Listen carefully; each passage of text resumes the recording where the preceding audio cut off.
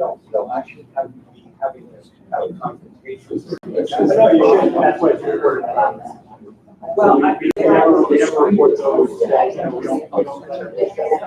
but for me to have this arrest, I've got to go and identify the perpetrator. Right, so you want to. Yeah, I mean, I think the town is doing something because the cops are not doing anything. Fair enough. I'll take it back again. No.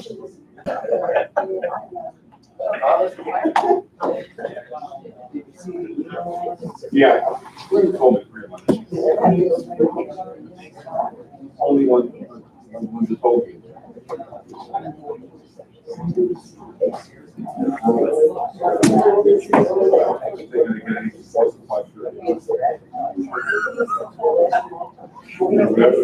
I'm so sorry they're nice people. Not saying we're not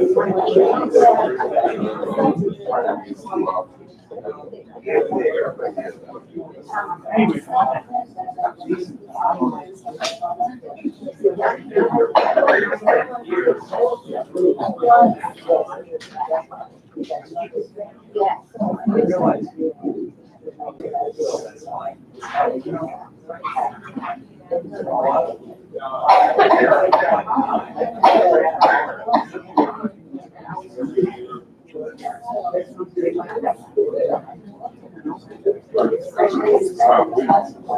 Some people do it.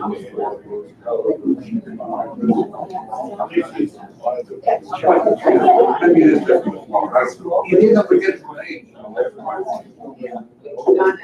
lot of those people go down to North Carolina, South Carolina. We're not. But the fact is, a lot of people. I came across two minutes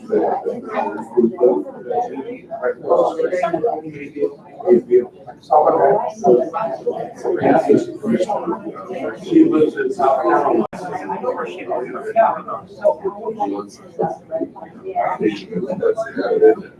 She did say,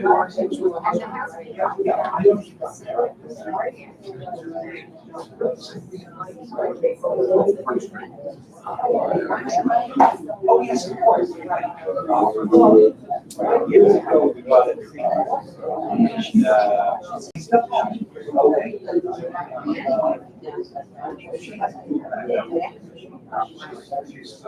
has a place.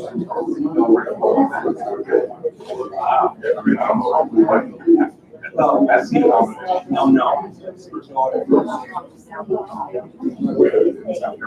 No, Florida.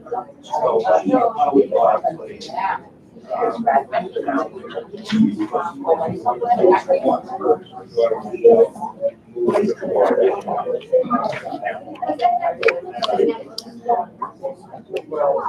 we have a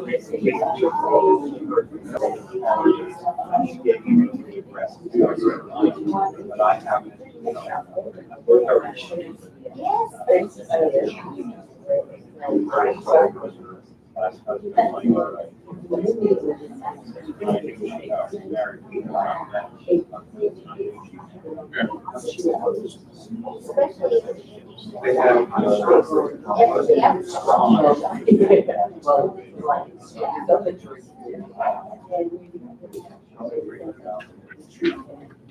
very sorry when they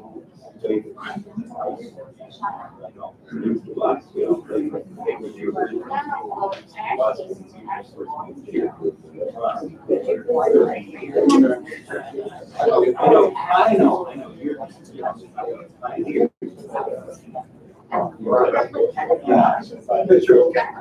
Yeah, you are.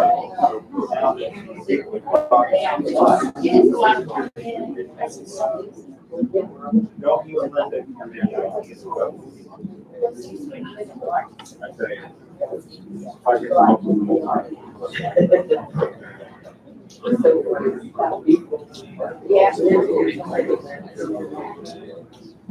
yeah, well,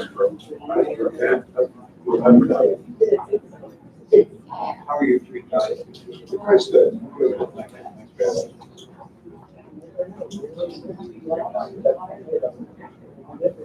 Hello,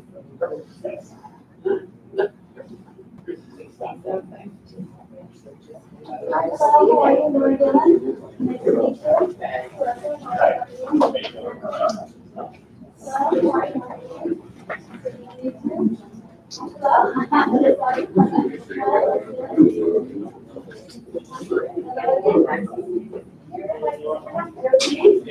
Nice to meet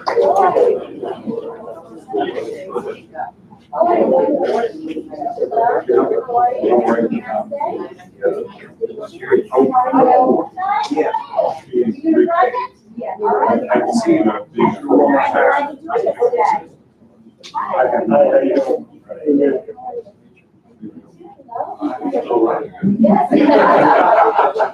Was there anything wrong with that screen?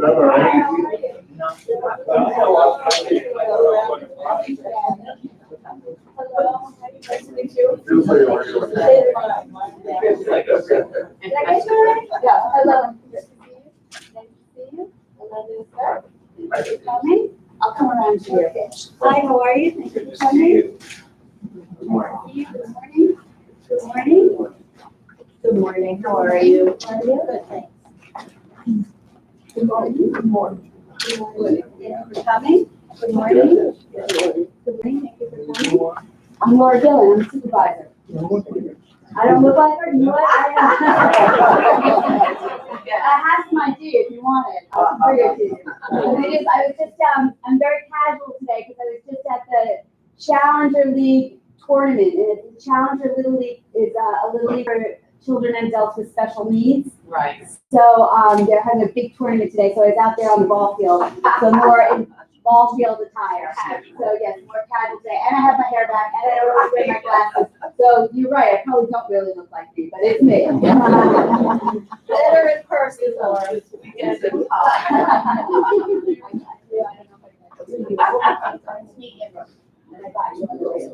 all right. Hello. How are you? Thank you for coming. All right. Is it time to get rolling? Or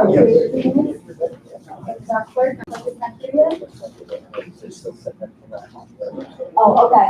If they're just setting some things up, we'll just take a couple minutes and then we'll get going, all right?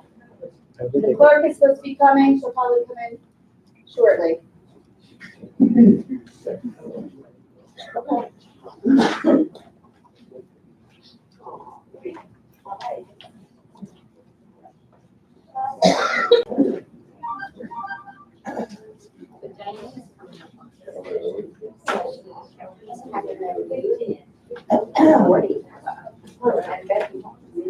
All right. So they're supposed to come by, so.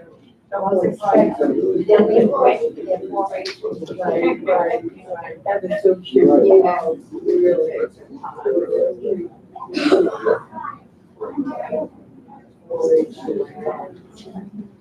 Yeah. I like when you go.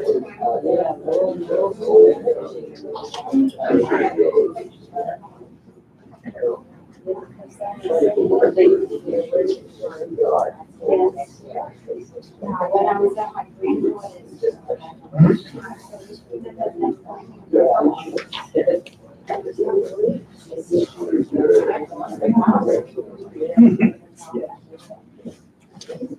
Good morning, everyone. Thank you for coming out on this beautiful day. My name is Bill Pizzullo. I'm the president of the North Merrick Library. Thanks to all of you who voted in our yearly budget and elections. Today, the library is functioning as a sounding board, as a communication device. A lot of public officials come here for a lot of different events, blood drives, etc. But today we've got a public official who wants to just tell you what her administration has been doing in the town of Hempstead. Something very unique for as long as I've been living here. So without further ado, Supervisor of the town of Hempstead, Laura Gillen.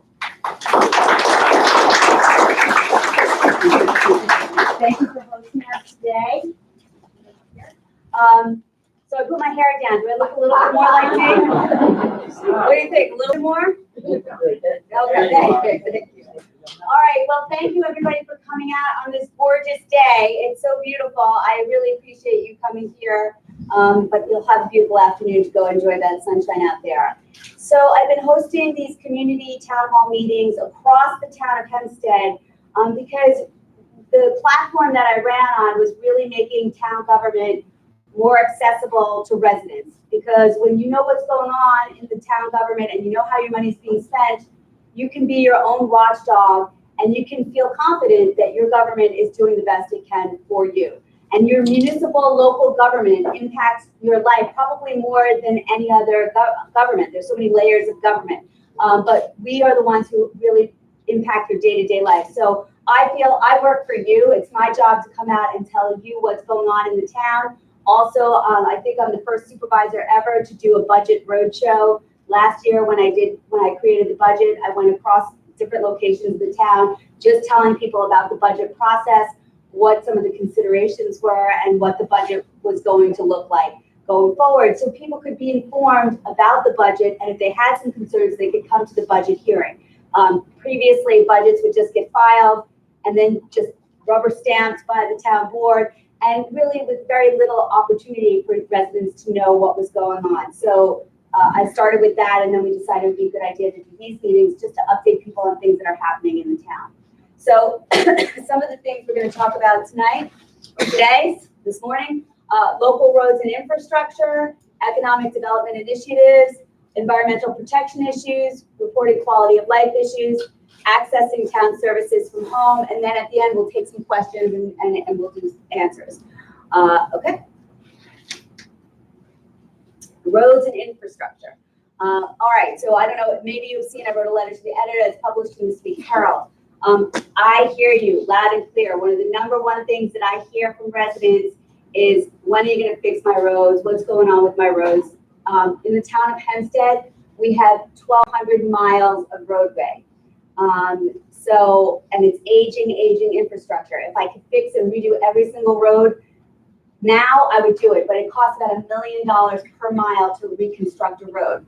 So we have a lot of work to do. But in my administration, we've seen unprecedented investment in roads.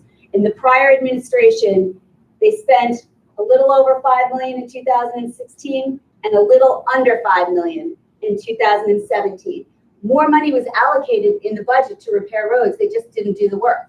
So only $10 million in 2 years of the prior administration. The first year of my administration, we spent almost every single dollar allocated to repairing roads. We spent about $17.5 million. That was in the former administration. They had done the budget for my first year. So I took the money that was allocated and we actually did the work and started repairing and reconstructing roads. And then in 2019, there's been an unprecedented investment in roads.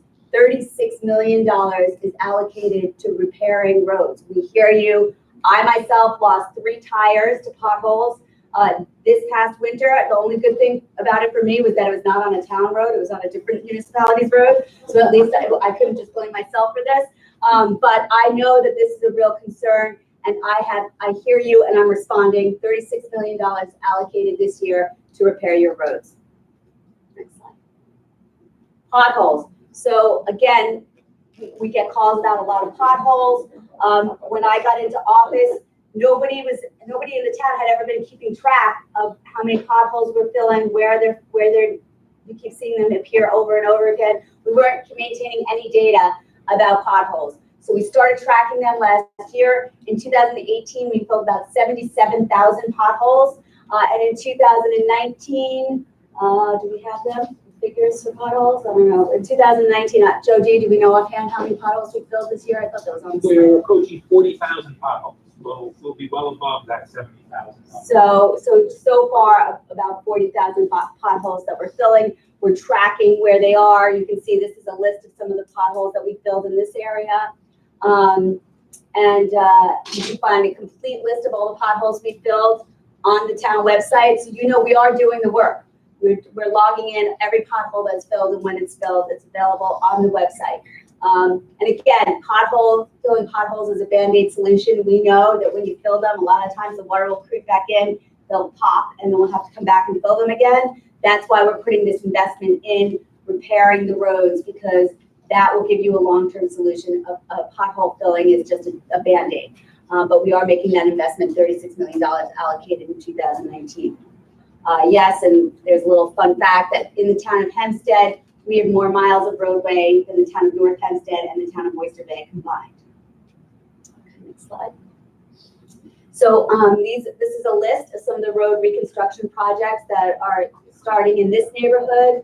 So these are the ones that have already been designated. They're at different stages of production. Some are out to bid, some are in design, some are getting awarded a contract. If you want more specific information about a particular road that you see here, you can fill it out on your card and we will get back to you to tell you what stage that is. Next one. Oh, wait, go back. So I don't know where the slide went, but there's a slide. This is the first year that, well, 2018, I should say, was the first year that we started using laser technology to analyze our roads. So previously, if someone said, oh, I have a really bad road, it needs to be reconstructed, we'd send someone out from the highway department or engineering to go look at the road and do a visual inspection, and they would grade it along certain criteria. But of course, when you have just a person do it, there's always some degree of subjectivity, right? So we started with this new technology where we send out a truck that's equipped with a laser that actually drove over every mile of roadway in the town of Hempstead and used that laser to scan the road. And we use that laser technology to incorporate objective data that then is tracked and analyzed according to a computer algorithm to rate the roads. So this way we're trying to take subjectivity out of it and make it more objective analysis of roads so we can prioritize what roads have to be repaired first. Of course, if you see the ratings of the roads and you think that your road is really, really bad and maybe we missed something or conditions can change, so scan the road, you can always call town hall and we can send somebody out to just make sure that the analysis is still the same. All right, next one. All right, so some economic development projects going forward. Of course, you all know we've been waiting for like 17 years for the hub, the area around the Coliseum, to be developed. We have the Coliseum proper, but there are about 70,000 acres of asphalt surrounding the Coliseum that is unrealized, a revenue generator to broaden our tax base. It's been the subject of a lot of political controversy for many years, but finally, at last, it is happening. And just so you know what the legal situation is with the hub Coliseum property, is that property is owned by Nassau County.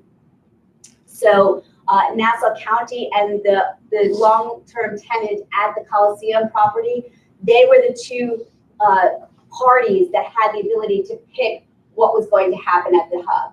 So the county executive put out an RFEI, which is a request for expression of interest, and a developer, RXR, responded. Some other developers responded as well. Ultimately, the county selected RXR to be the developer for that site.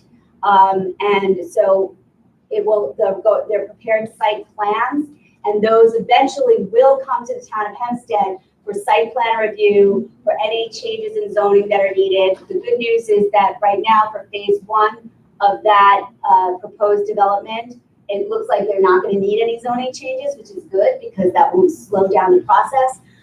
So we expect that probably the site plans for the hub will be coming to us by the end of this year. But they will have to go back before the legislature, the county legislature, one more time for approval, and then they'll come over to us in the town of Hempstead. Our town clerk, Sylvia Cabana, has just arrived. There she is.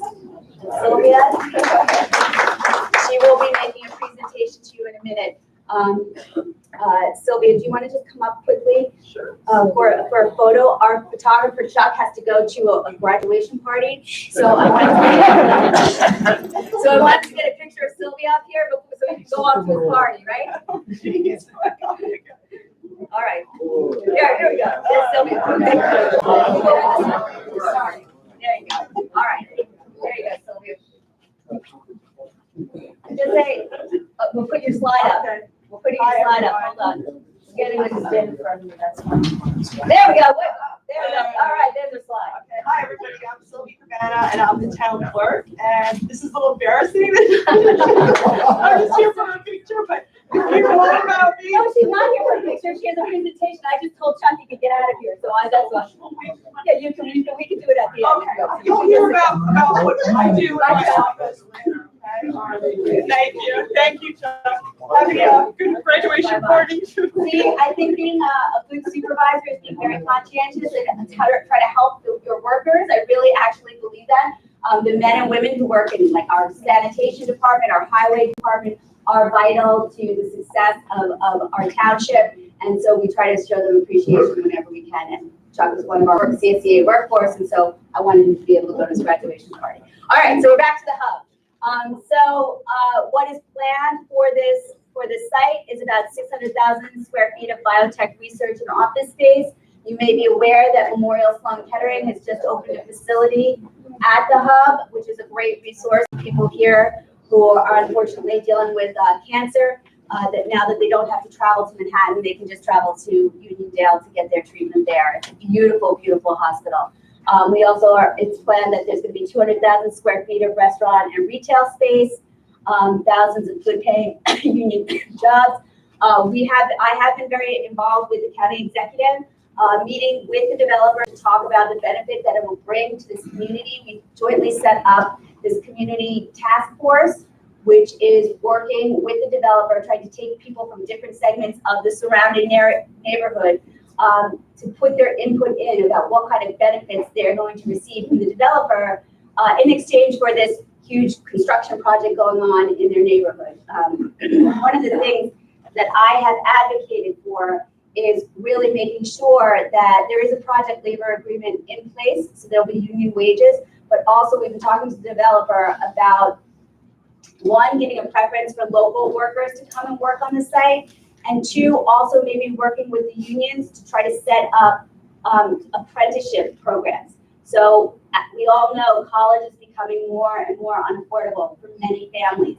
And so for every young person graduating high school, one, they may not have the money to go to college, or two, it may not be a path that's the best path for them. So what we want to do is try to take advantage of this opportunity to provide a career path to learn a great trade for someone who maybe does not have the money to go to college. They can come on site, they can work with the unions, the construction trades that are working there, and learn a trade to eventually maybe become, a plumber, an electrician, or whatever the trade happens to be. They can have a pathway to a career, even if they don't have the opportunity to go to college. And yeah, the goal is to make it a destination for young families, but I also think it's just a destination for any family. It's going to be hopefully a real resource in the middle of our town of Hempstead that will also generate much needed revenue for our county and for our town. Okay.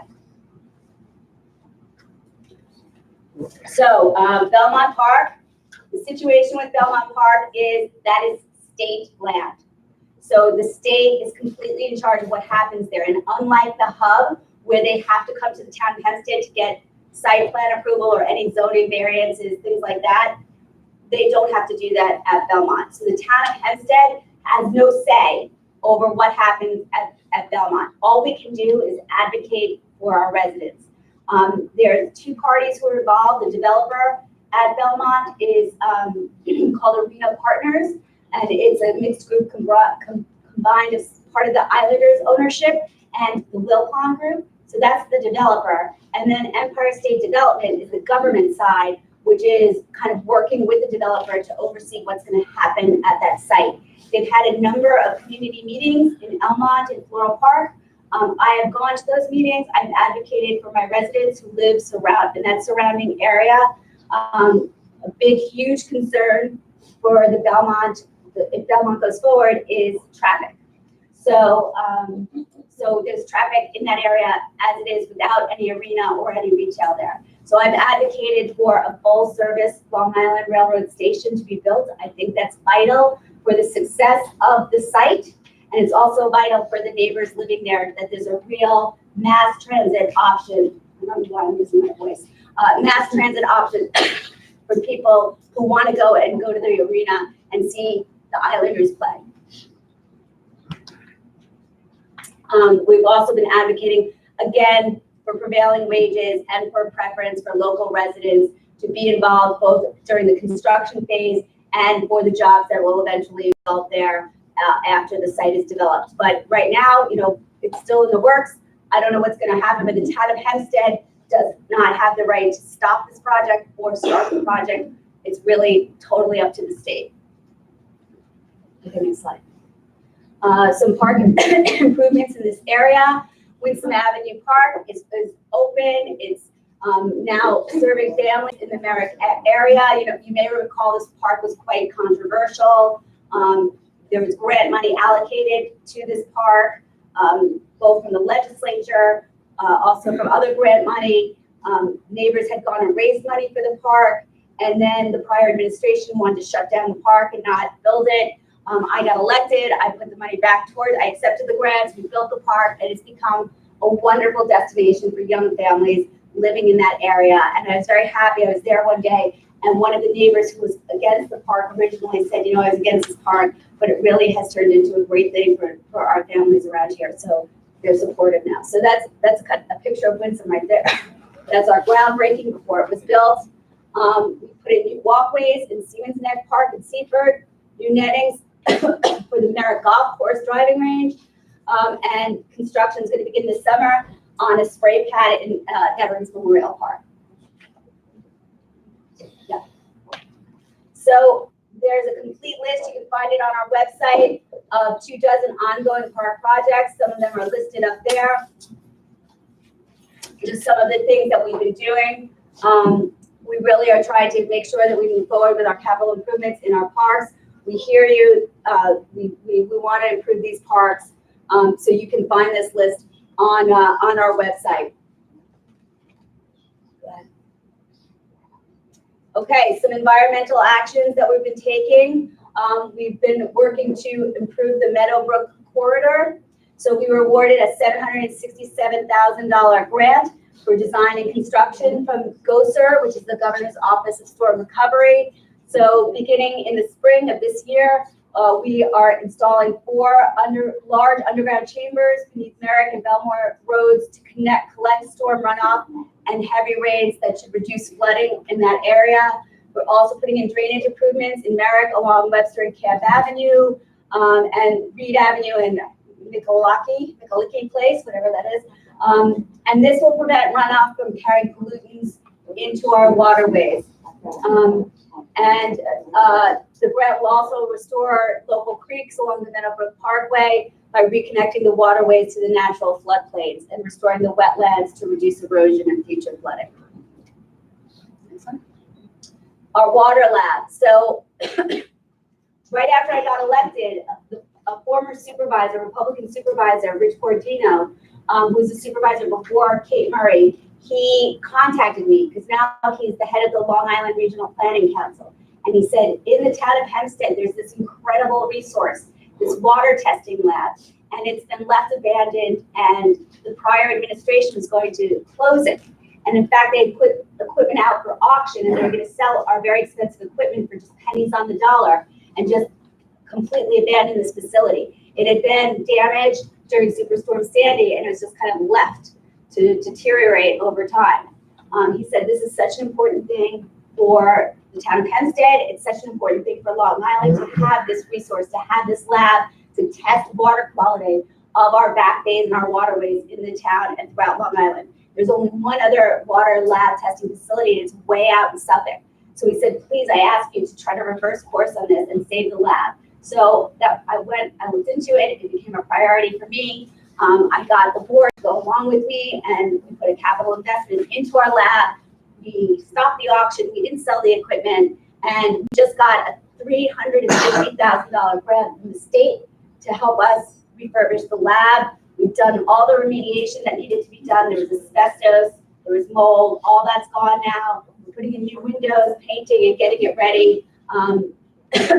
And we think it's going to open in the fall, Jeff? We're trying to get it open by Labor Day or thereabouts. Sometime in the fall, the lab will open again, and it's going to be a real resource for us. Again, we're going to test the waterways from high level of nitrogen that is built up over the years, also test it for contaminants, so we know that we can ensure that our waterways are safe, both for visitors, for our marine economy. And it's also, the lab is also going to be an incredible resource for our local educational institutions. We're looking to do a partnership probably with Hofstra University So some of their environmental scientists can come and do work at the lab, and also bring their students to come and do experiments and do work at the lab and get first-hand on-the-job training there.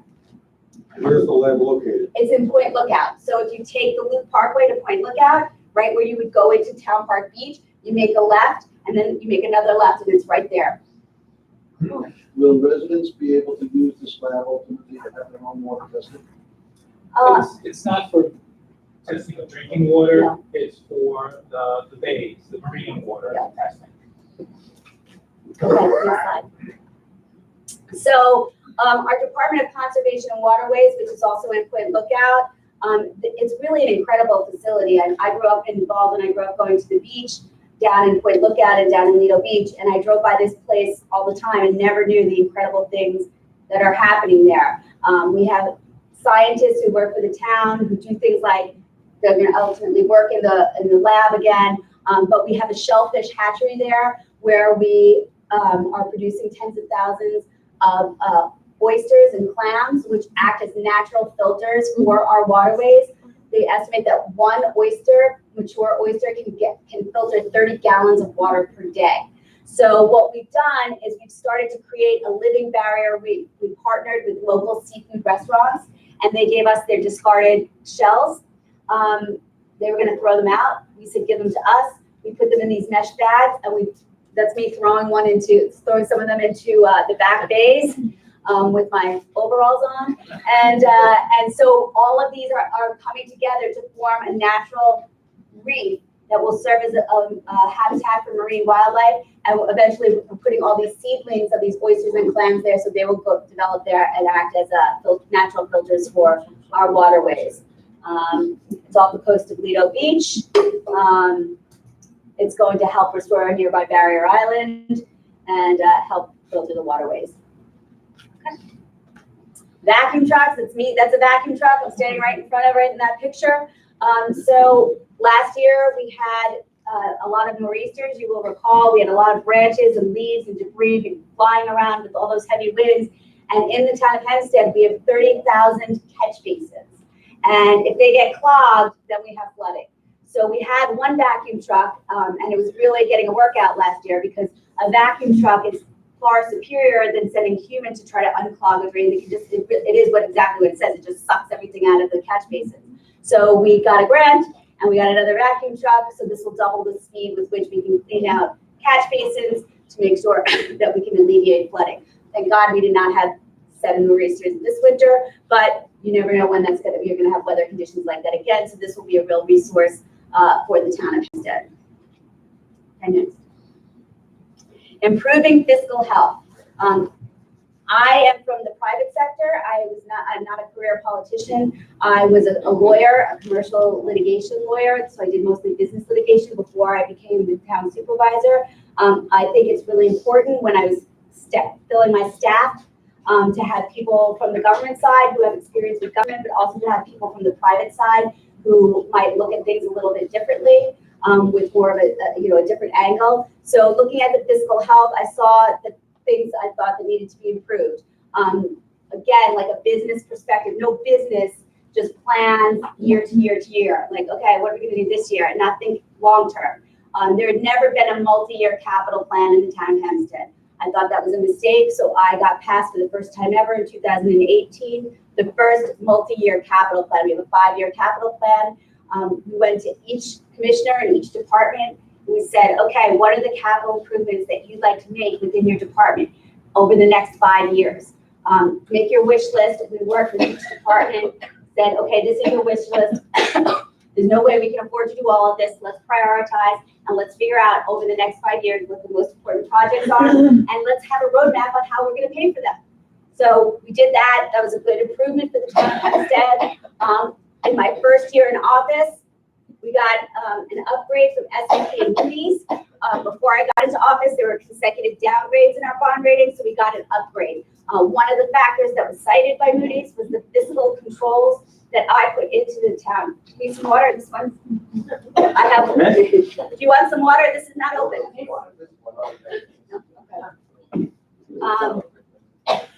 So one of the factors cited by the rating agencies as a reason for the bond upgrade was the fiscal controls that I put in. Prior to me being elected, a commissioner could just, once they had a budget, they could just write checks, spend money without any oversight whatsoever.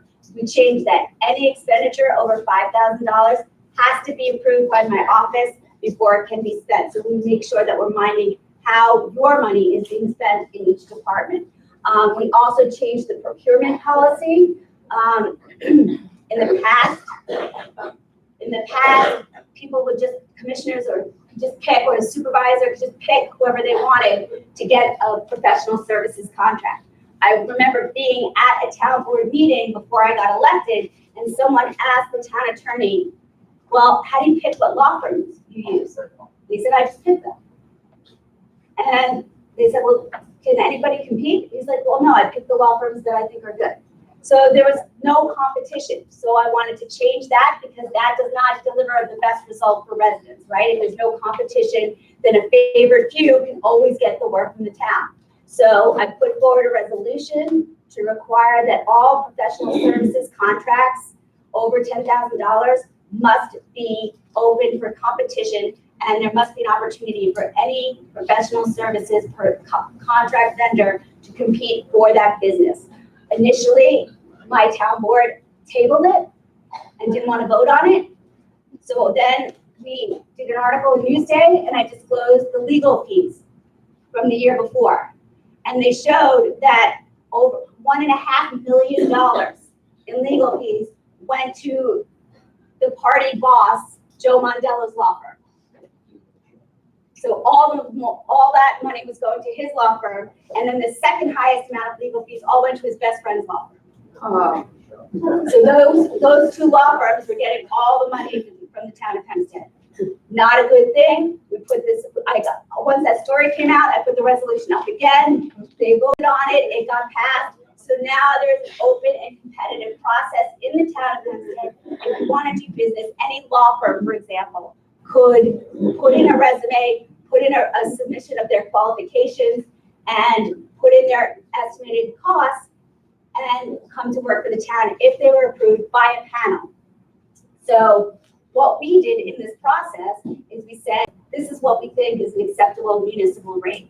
In the past, we've been paid up to like $795 an hour for lawyers. But now, because of this process, the only law firms on our roster of accepted law firms all have to take a municipal rate, which is about $295 per hour. So we're saving you money because there's competition. Same thing for engineering firms, design firms, other consultants. There's an open and competitive process for the first time in the town of Hempstead. Okay, hold on one second.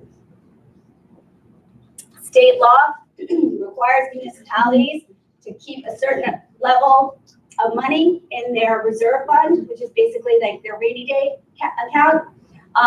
The town of Hempstead has not been in compliance with state law for a long time.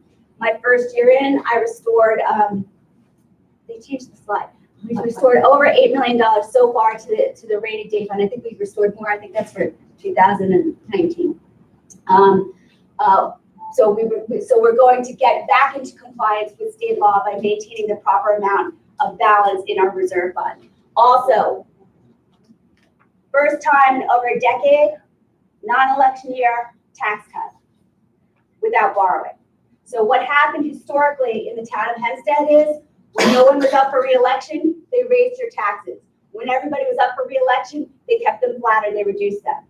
I came in, I put in a no tax cut budget. We're going to talk a little bit more about the budget when we get to a later slide.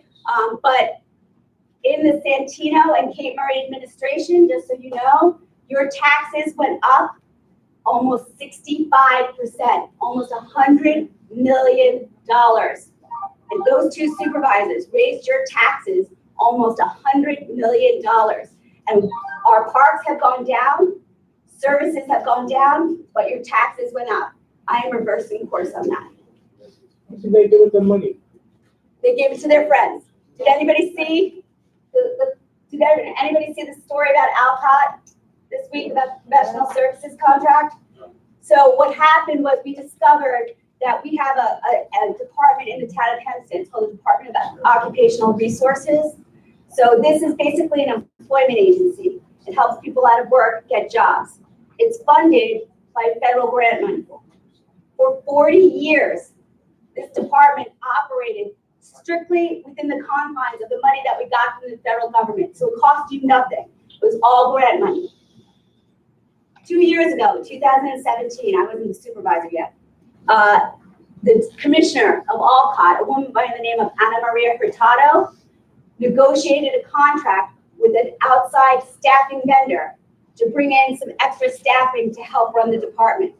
But the interesting thing about this is she was negotiating on behalf of the town, but the submission from the other party, Alcott, contained resumes of people who were going to be working for the town on behalf of Alcott. And guess whose resume was in there? Anna Maria Hurtado's resume. So she was negotiating a benefit for herself, a job for herself. So she was the commissioner of the town of Hempstead. She said, we're going to hire this company. There was an incentive to retire that you could get a great healthcare incentive. So she retired, she took a payout, she got a pension, she got healthcare for life, and then she got a job and walked right back into the town of Hempstead 4 days later. Two other employees with her. That's where your tax dollars have been going. Fire her? I actually sent a letter saying that she's not allowed to work for the town of Hempstead anymore. That Alcott can send somebody else. And I've actually asked the commissioner to resign because now it's cost you over $400,000 when you used to pay nothing to pay these people your taxes. Okay, so I think I'm done with this slide. What is the credit rating on Moody's and Standard & Poor's? What is the credit rating? Do you have it offhand? I think I forget what it is. Top of my head. I'll get back to you in 1 second about that. Okay, leanest staffing budget in recent history.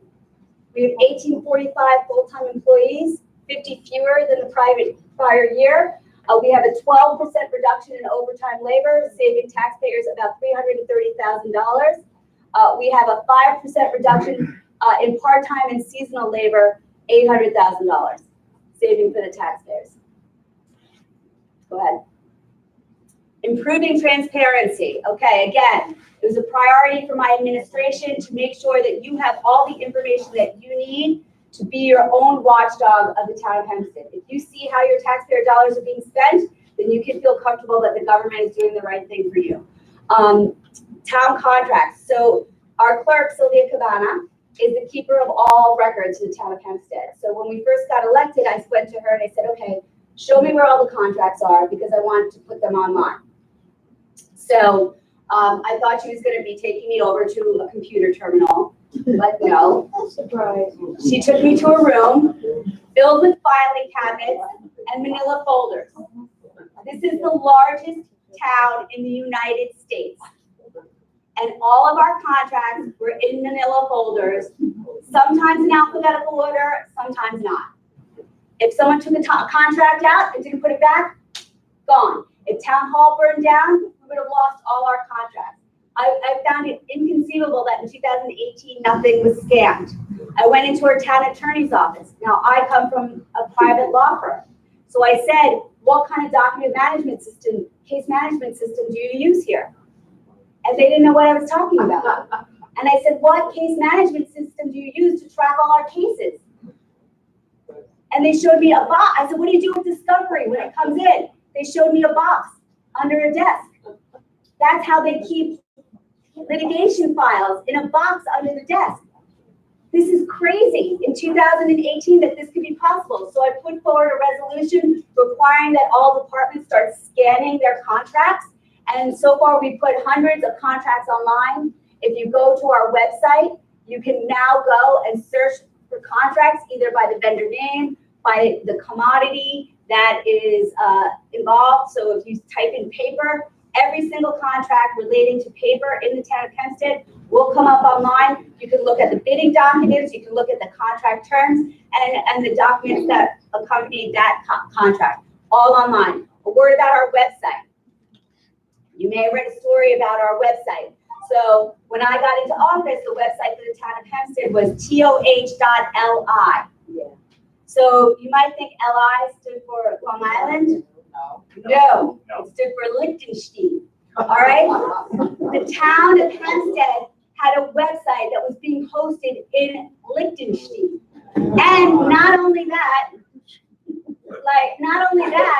we were paying a guy in California to monitor the people over in Liechtenstein to monitor the contract. Wasting your money by paying this guy and having a website that's being hosted in a foreign country. I said, no, let's bring our website back to the good old USA. So we have a new website, it's hempsteadnewyork.gov, and that's very important because when you have a .gov website, it avails you, a municipality, of the benefits of cybersecurity protection from the federal government if you have a hacking situation. So, so that is a very important thing that we did.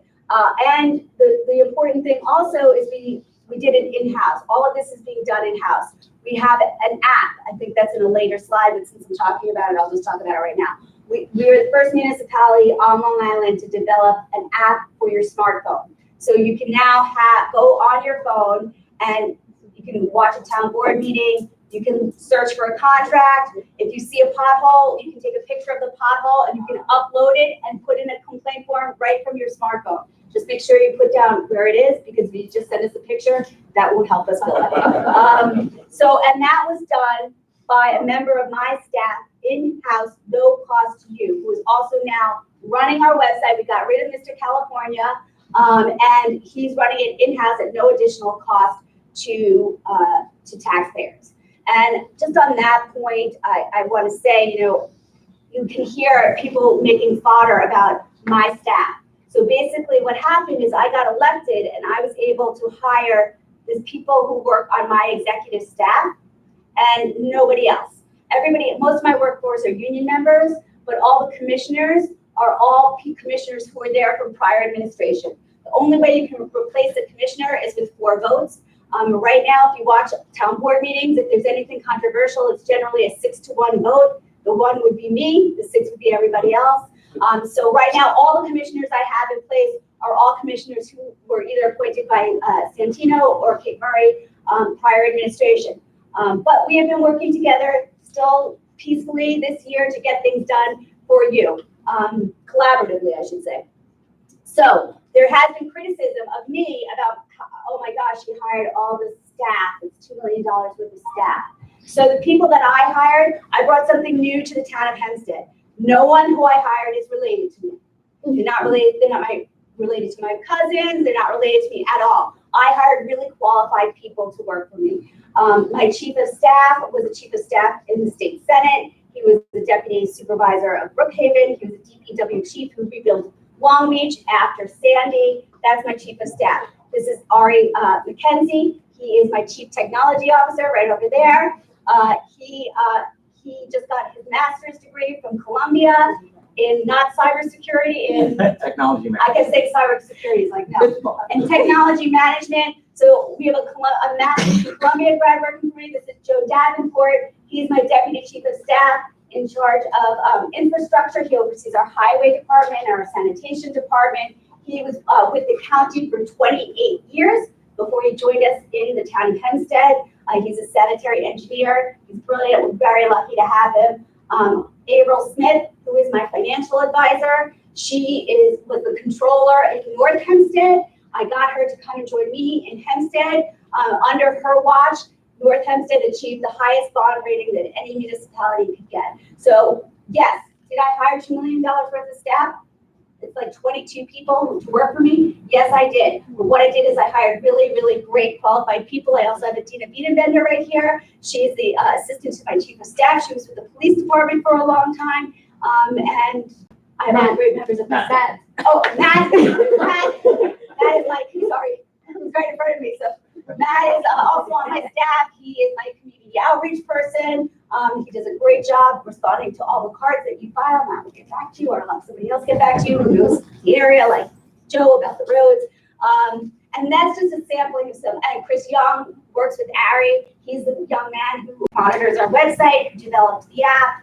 And that's just a sample of some of the people I work with. And April, she just responded, it's a AA bond rating with a positive outlook. There you go. That's what I thought it was, but I wasn't positive. So, all right, AA bond rating with a positive outlook. Full disclosure of all financial forensic performance audits relating to each of the town's department, agencies, and operations, all available online. Again, I was at a board meeting when I was just a normal citizen, not the supervisor, and I remember this gentleman kept asking for the town's audited financials. And he was told, if you want them, you have to FOIL for them. That is ridiculous. It's your money. You deserve to know where it's being spent and how it's being spent.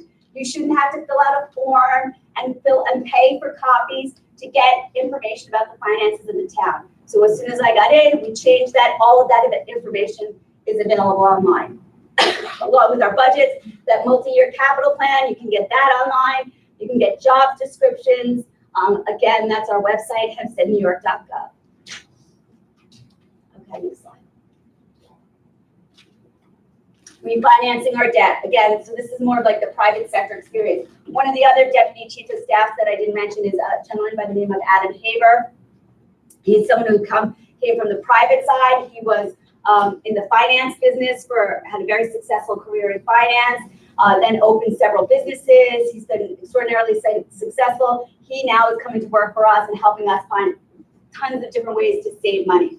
So one of the things that we found out when we got in office is that, in 2017, we had seen historically low interest rates. Everybody was rushing out to refinance their mortgage because the interest rates were so low. Our bond advisors and our bond counsel had been telling the prior administration, you've got to take advantage of these interest rates. You've got to refinance your debt. You'll save millions of dollars. You've got to do this. They did nothing.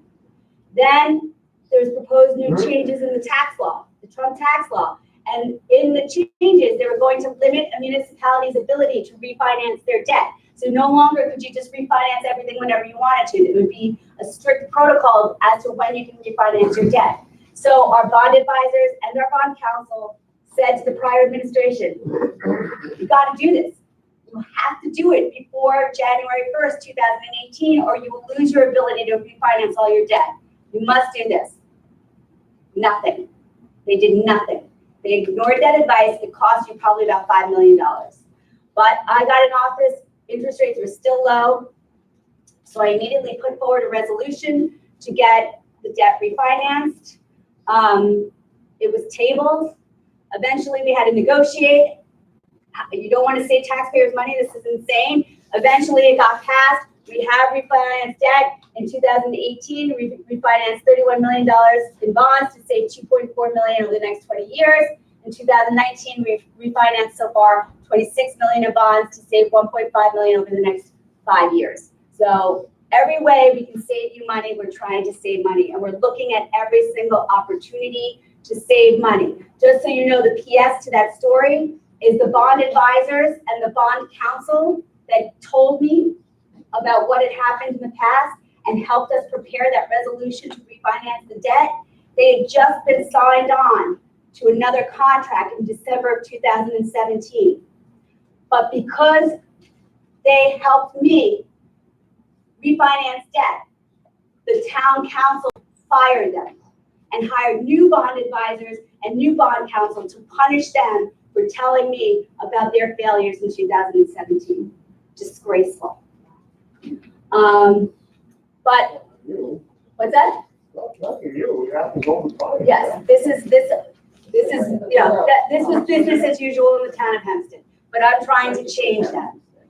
All right, next slide. Oh, another thing. So the same gentleman that I was talking about, my deputy in charge of economic development, I asked him to go find out for me what is our exposure for workman's comp. It's a huge cost to the town. I said, find out how many claims are pending and what our exposure is. I said, okay. So he came back to me and he said, I can't tell you. And I said, why not? Did you talk to our vendor? And he said, yes. And I said, well, why can't they tell you? He said, because they don't use computers. And I said, how can we do business with a vendor that doesn't use computers and that can't tell us how many claims are pending against us right now when they're supposed to be administering our claims? I said, go pull me that contract. So he pulled the contract. Contract hadn't been put out to bid since 1979. Oh. It had not been put out to bid since 1979. So we put it out to bid, we split the functions of claim administration and claim data management, and now, because of that, we're gonna save you millions of dollars. Same thing with credit cards. When we got into office, there were only like 2 facilities in the entire town of Hempstead that accepted credit cards. We are moving to a cashless society. People don't want to carry cash anymore. They want to use their debit card or their credit card. So I said, let's push it out. I want them to be accepted online. I want them to be accepted at our parks. Also, when you use credit, it's good because it's easier to track all the money that comes in to make sure it's going where it belongs. So I made this big push to expand our credit card acceptance. We looked at the rates that we were paying for processing credit cards. And because we had that private sector experience, I said, these rates are insane. So we put it out to bid, 50% reduction in the processing fees that we are being charged in the town of Hempstead because we looked and we put it out to bid and we fostered competition. All right, next slide. The budget shell game. Okay, so you may hear a lot of people talking about how the Republicans on the town council gave you a 4% tax cut and how I voted to increase taxes. That is absolutely false. When you do the budget, this is generally the way it works. As this town supervisor, I am the CEO and the CFO of the town. So it's my responsibility to work with all the various commissioners and the town controller to come up with a financially prudent and sound budget. And with my financial advisor, who is that woman, April Smith, who's the controller of North Hempstead. So in the past, historically, the supervisor had just done that, worked on the budget, filed it in September when it's statutorily required to be filed it, gave it to the council people. They would have a hearing on it to make the tentative budget, the preliminary budget. They would vote on that because a budget is initially tentative because inevitably when you're working with a budget, our budget in the town of Hempstead is almost $500 million. When you're working on a budget like that, probably there's going to be a couple things you miss, right? So in my budget, we missed funding the compliance officer because it's a new position. So no person was coming forward saying, we need to have this money put in the budget for the compliance officer because it's a brand new position for 2019. So that was something that was missed. So we realized it after the budget was filed, so that's why it's tentative. Then you make a few amendments, it becomes the preliminary budget at a board meeting, and then there's a public hearing on the preliminary budget to see if it's going to be the adopted budget. That's the way it works. Historically, the council members were cut out of the process until they got a copy of the tentative budget. I thought, you know what? This is representative government. The council members should have the opportunity to weigh in if there are issues in their district that maybe they're more aware of than we are. So I wrote a letter in the beginning of July to each of the council members in the town of Hempstead, and I said, we're beginning the budget process. If you have any particular concerns or issues that impact your district, please let me know. We'd be happy to sit down and meet with you to talk about it. If you want to submit it in writing, you can email me. You can talk to April Smith, my finance director. Just let us know what your concerns are. 0. Not one council person responded. 0 council people responded, put anything forward that they wanted to be in the budget. So what did I do? I just moved along. I worked with the controller and all the commissioners. Now again, the controller and all the commissioners are from prior administrations. So most likely, I didn't ask them what their party registration is. Most likely they're Republican. But you know what we did? We worked together collaboratively because our job is to serve you and the residents. It doesn't matter to me what party you are. Let's just do a good job. So we worked collaboratively with every commissioner, with April, my deputy of finance, and with the controller to come up with a financially responsible budget. The one directive I gave the controller was there was an accounting sham called less savings that had been part of prior budgets. It's a lie. It's not a generally accepted accounting principle. In fact, it's not used by any other municipality in the United States to my knowledge. I said, I do not want less savings in my budget. So we took it out. And what less savings is it's a payroll number. So this is what they put back into the budget. So what happened in the budget process is we worked collaboratively, we worked with all the commissioners, we worked with the controller, and we delivered a financially sound budget without less savings in it. I filed it. I immediately provided a copy of the tentative budget again to all the council members. And I said, here's the tentative budget. If you see any omissions, if you see anything that you think needs to be added, let me know. I blocked out tons of time on my schedule to meet with any of the council people if they had concerns about the budget. And I heard nothing. Maybe I heard one thing, I think. I think I got one email. And then on the day that the tentative budget at the hearing where it's supposed to turn into the preliminary budget, as I'm sitting at the dais, dropped in front of me 76 amendments to my budget. They never discussed them with me, and they gave them to me at the dais and expected me to vote on their 76 amendments to my budget with no notice, with no discussion, with no involvement or participation of me or the controller. He didn't know anything about it either, and we were supposed to vote on this. This is government at its absolute worst. I invited them in July to be part of the process. They chose not to participate and instead to sabotage on the day of the hearing with 76 amendments in my budget. Most of the amendments increased spending, but what they did was they put back in less savings. So let me tell you about less savings. Less savings, as I said, is a function of payroll. The way you get a payroll number in your budget is very simple. It's called math. You take all your employees and you take all your salaries and you add them all up, and that's your payroll number. So the payroll number in my version of the budget was an honest, accurate reflection of what the payroll costs for the town of Hempstead were. What they do with less savings is they took my real number and then they made a guess. We guess that 100 people are going to retire in 2019. Yes, 100 people are going to retire, and this is how much their salaries are all going to add up to. $8.1 million. So they take the real number and they minus $8.1 million and they come up with a new number. And that's what they put into the budget with the amendment. A lie. It's not true. Guess what happened on January 1st, 2019? 100 people did not retire. They did not retire. The payroll number that they said that's their tax cut. Their tax cut is a lie. Also, the problem with less savings is even if 100 people did retire and all their salaries did add up to $8.1 million, this is government. In government, in private sector, if you retire, maybe you get a party, you might get a little gift, see you later, have a nice life. In government, you walk out the door with a check because most of my employees are union employees. So they're entitled to sick days, unused vacation days, comp days. So everybody walks out with a check. So none of the payroll costs, the severance costs, are incorporated into that $8.1 million. For example, the highest paid employee in the town of Hempstead was the director of communications, a man by the name of Michael Deary. He made $203,000 a year to be a communications director for the town of Hempstead. Pretty good job, right? So when his line item was in the supervisor's budget.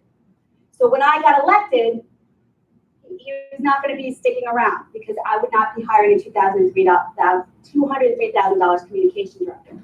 So you may have read about the 192 personnel moves that were done right at the last board meeting before I got into office.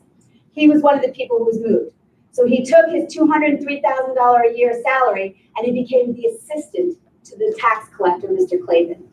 $203,000 assistant to the tax collector. You're paying for that. But he decided to retire this year. And he walked out the door with about $195,000 check. We didn't save very much by Mr. Deary leaving the town of Hempstead. And in addition to that, the other problem with less savings is not only does it not account for these severance payments, it also doesn't account for the fact that you may actually have to hire some replacements for these workers, right? If every sanitation worker retired, we need to replace them because we have to pick up garbage and we have to run the department. So it doesn't compensate that. And the numbers show that it is a lie. 2017, they said, we're gonna save $13 million in less savings. They were off by $9 million. And then you know how they had to make up for it? They had to borrow. So you're paying for it, and now you're gonna pay interest on it, and your kids are gonna pay interest on it. 2018, they were off by $6 million. But you know what we didn't have to do in 2018? We didn't have to borrow, because I knew that we were gonna be off, and I managed our costs so we wouldn't have to borrow to cover that shortfall. First quarter of 2019, already off by $1.8 million. Less savings is a lie. It's a sham. I voted against the budget because I don't want to lie to residents. 4% tax cut is a lie. My budget that they amended had no tax cut, had no tax increase, rather it was flat, and it was honest. All right, next slide. Upgrades in technology. I think I've covered most of this already. We developed an app, it's in-house, credit card processing, we cut the fees, I told you that. Oh, online map. So a lot of times we found that people would call us about issues with their roads. My road has a pothole in it, we need to fix it. 60% of the calls that came into the town of Hempstead were for other jurisdictions' roads. So in any given area in the town of Hempstead, you could have a village road, a town road, a county road, or a state road. And depending on whose road it is, that's the party that fixes it. So 60% of our calls were for other jurisdictions. So we created, in partnership with the county, the first online GIS map. So now if you go to our website, hempsteadnewyork.gov/map, you can put in a street address and it'll bring up a color-coded map. And so the roads are colored green, yellow, red, and depending on what color it is, it will tell you, there's a legend that will tell you what kind of a road it is. If it's a county road, if it's a state road, if it's a town road, or if it's a village road. If it's a town road, you can scroll down a little bit further and you can submit a complaint form right there online. Boom, it's in, we know about it. If it's a county or village or state road, we provide the number of the right person, so you don't have to waste your time calling 5 different people. You can call the right person and report the issue with that road. Okay, now next. Streamlining communications. So my third day in office, we had that snow cyclone bomb. You remember that really bad snowstorm we had in January last year in 2018?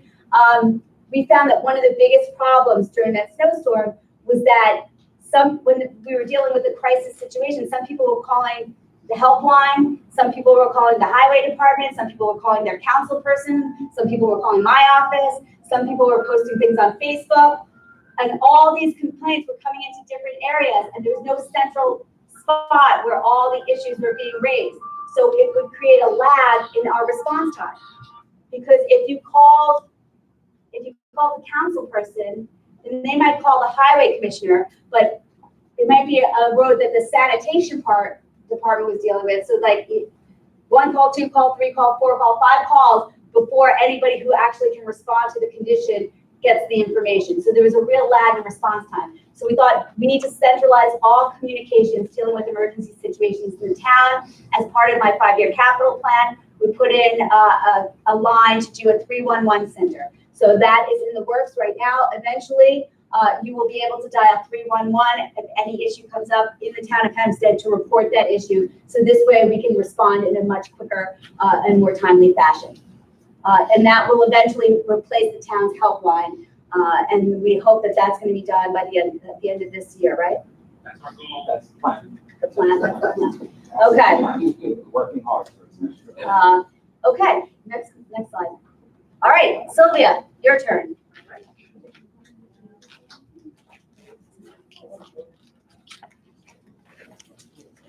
Hi, everybody. You see, I didn't just come for a picture. I actually came to talk to all of you. Thanks, everyone, for coming. And I am the town clerk. And as the supervisor said, the town clerk, basically, my main function is to keep all the records for the town of Hempstead. So those are all different types of records. The supervisor spoke about contracts.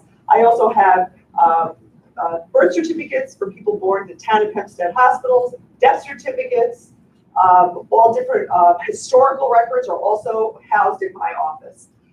So basically my main objective, just like the supervisor, my tenure in office has been, to make government more transparent, more accessible, and more modern. It's important for all of us on all levels of government to move everything forward. The supervisor and I want to move the town of Hempstead forward. So in the clerk's office, obviously, I have a limited jurisdiction, but what have I done to accomplish those goals? Okay, so the supervisor has spoken about technology updates and improvements. So one of the responsibilities of the clerk, and many of you here in Merritt probably may most likely dealt with my office. If you have parking permits, go into Manhattan for Long Island Railroad, those parking permits, right, are issued by the town of Hempstead. Now, in the past, my office does go to the train station, to provide people so people can sign up for it. But in the past, we have a record. We mail you the application, right, and you fill it out. Then you have to mail it back, and you get that sticker to put on your car. So, two things.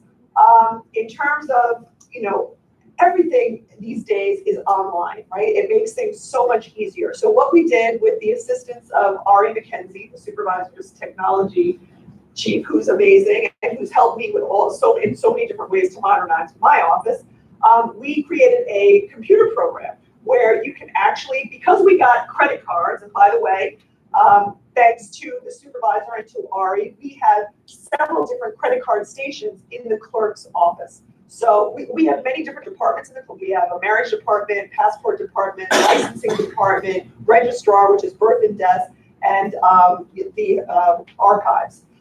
So since we got these credit cards that are being implemented and used in the office, we're able to do more things online, like for all of you being able to apply for your parking permits online. So now you can apply online, and what we're trying to do also is to go stickerless. Many residents complain, I don't want to put a sticker on my car. I don't like this. It's ruining my car. Or what if, in the year, what if you get a new car? Oh, I have to buy a new, all that, confusion and whatever stress that entails. We're trying to go stickerless. We've been met with some resistance, but we are pushing forward with that.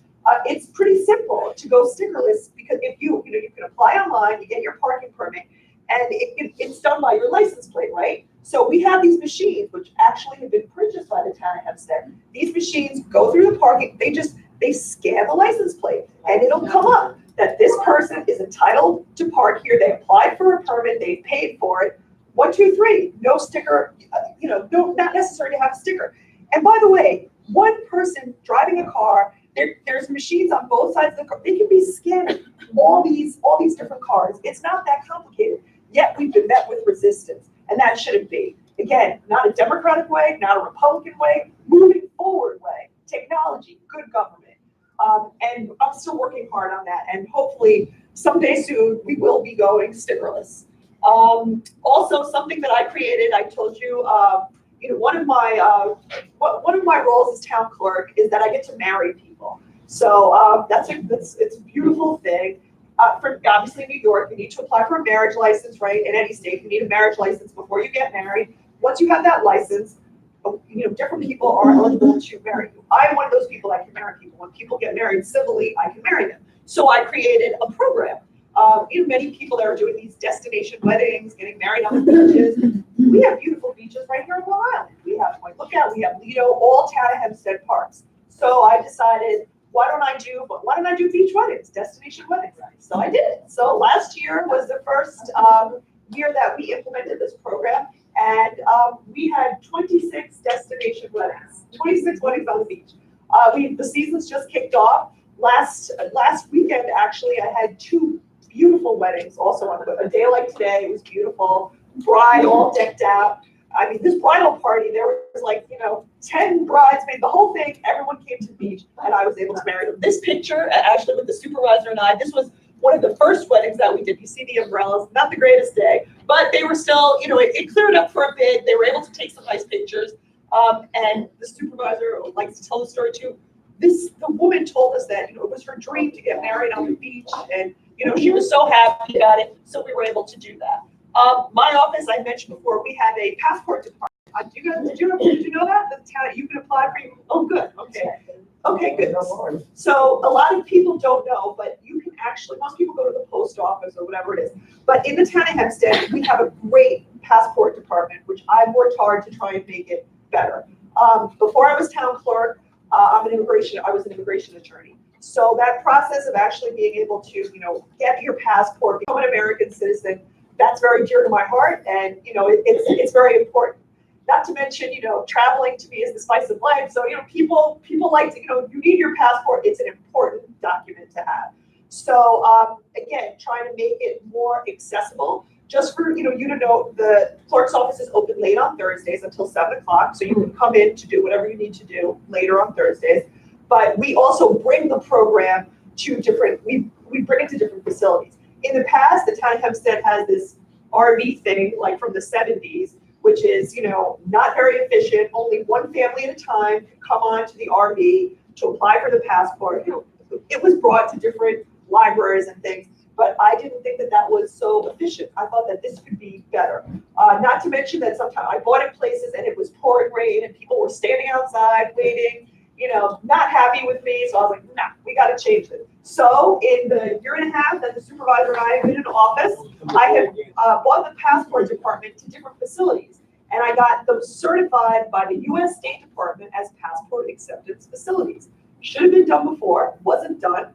I did it. It wasn't so complicated, but I thought it was important to bring this service, which is such an important service for so many of us, to the people. So right here, Merritt Golf Course, which is a town of Hempstead Park, certified by the State Department, passport acceptance facility. I've had one passport day there on a Saturday. I'm planning to bring it back again in the upcoming months. Also, Hewlett Point Bay Park, town of Hempstead, also town of Hempstead Park, passport acceptance facility. There is a very large Orthodox community there. They asked me on Facebook, can you do something? Could you have it on a Sunday? Because Saturday is our Sabbath. I bought a passport to them on a Sunday. Echo Park in West Hempstead, same thing, passport acceptance facility. And the Garden City Public Library, another passport acceptance facility. So again, I've tried to bring as much as I can the services to all of you. Also, I want to mention, in case you don't know, we have a child safety program in the clerk's office, which I bring to a lot of the schools and different festivals and things. Community. You have that Merritt Fair over here. We bring that to the fairs. And senior ID, which I bought to many of the libraries. So if anyone's interested in any of those programs, obviously feel free to reach out to come to the office. Whenever we will provide that program. Another thing, translation services. So again, the clerk's office is very, intricately, very involved, obviously, with New York State and with laws, our New York State laws, be it in the marriage department, for birth and death certificates. So certain documents that are more complex, I've translated some of those into Spanish to make sure that people understand. Sometimes they come to the office and they don't know that, I needed to have an ID. I needed to have this. I needed to have a money order. So I thought it was important. And the supervisor has also instituted translating services throughout for all different languages. Because again, government has to be accessible to all the people. So it's important that everyone, people know exactly what is required, for certain things that they need to do in the clerk's office. I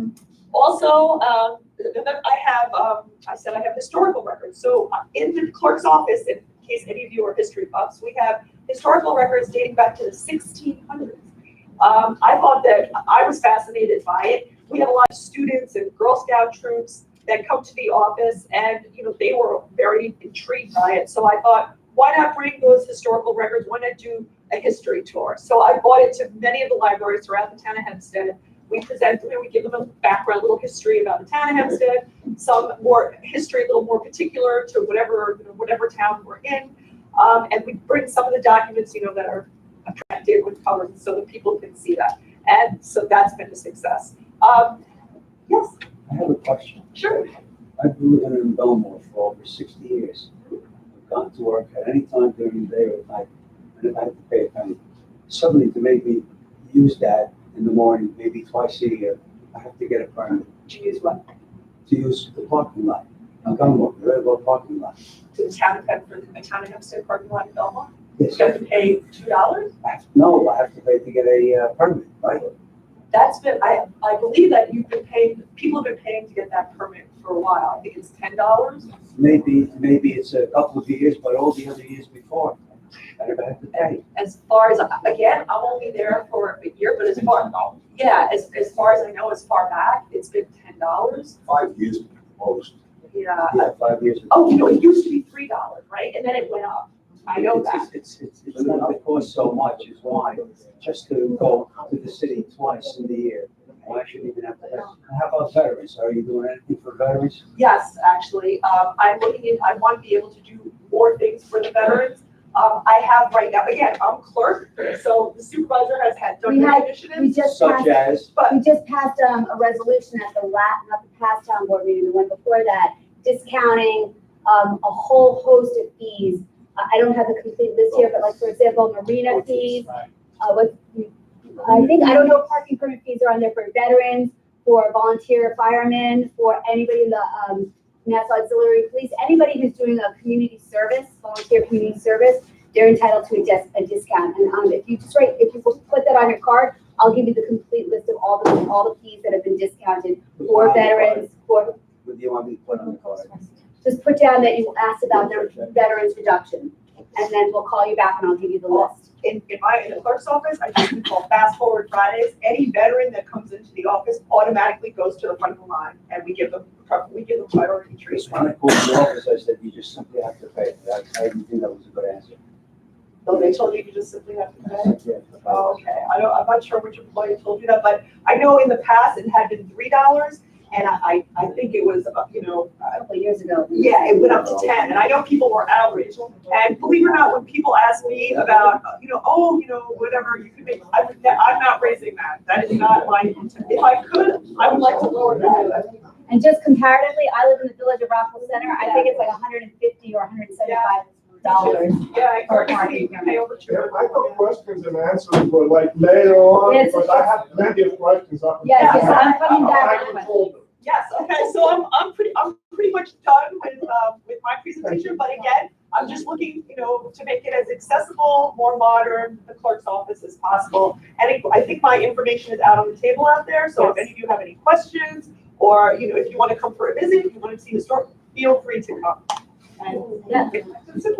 So that sums up most of our presentation. Again, Sylvia and I ran together. We ran on a platform of making government more accessible, making it more efficient, looking to identify every single opportunity where we could root out waste and abuse of your taxpayer dollars. We've been trying to do that. We've been trying to modernize. I was joking with Ari just this morning. When I was looking to hire a staff, again, it was very important to me that I hired the most competent and qualified people that I could to assist me in doing my job. I convinced Ari to come and join me. He was just happily employed in the private sector, doing, consulting on IT infrastructure. He agreed to come with me. He had no idea that we would go to the clerk's office and find 72 typewriters. Tell them about that, yeah. 72 typewriters. typewriters. They're still typing in the clerk's office. Yeah. We don't have Microsoft Office. We use an email system called GroupWise. The last time in the private sector, Ari migrated a client from GroupWise to Microsoft Office was the year 2000. There has been no investment in modernizing this town and making it more efficient. Nobody has cared about improving services. They have just been caring about giving jobs to their friends and family. That's what's happened in the town of Hempstead for the past decade, at least. So we have brought in people like Ari. We are modernizing the town. We just put in a new ERP system, which is going to take over it's going to modernize and digitize all our accounting, payroll, and HR functions. Full disclosure, the controller, he's still my controller, but before I got into office, he looked to do this. And probably at one of my first board meetings, a contract was presented to me to hire a company to do this, bring in this system to the town of Hempstead. I wouldn't put it on the agenda because the contract was in excess of $10 million. And I said, I cannot vote on the contract of this size when I was not involved in the vetting process. I don't know if there was open and fair competition. So I said, I want all the vendors to come back again and do their roadshow and make their presentation to us. So they all came back. We wound up choosing the exact same company that the prior administration chose. But because I brought them back and made them compete, we got the contract for $2.5 million less. Every time I can save you money, I am trying to save you money because that's what you deserve. That's why I got elected, to clean that government up, and that's what I'm doing. So thank you very much. And now, there's a question and answer. I know you said you have a question, sir.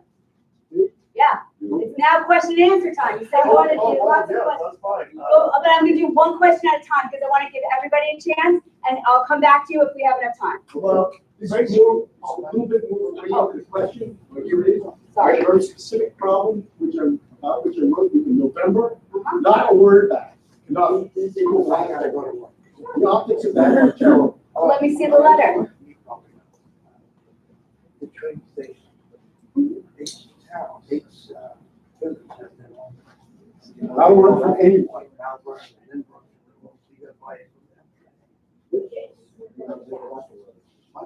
It should roll. All right, I don't know, I can't say that I got this letter, but I'll take a look and certainly I'll get back to So you. in the first course of business, I is to make sure that the people on your staff are getting your mail. Maybe they, maybe. So this is a letter dated November 2018. I will take a look, and I will see, make sure I got this mail. If you want, I'll make a copy of it. You may have that. I can have this, all right, and I'll get back to you.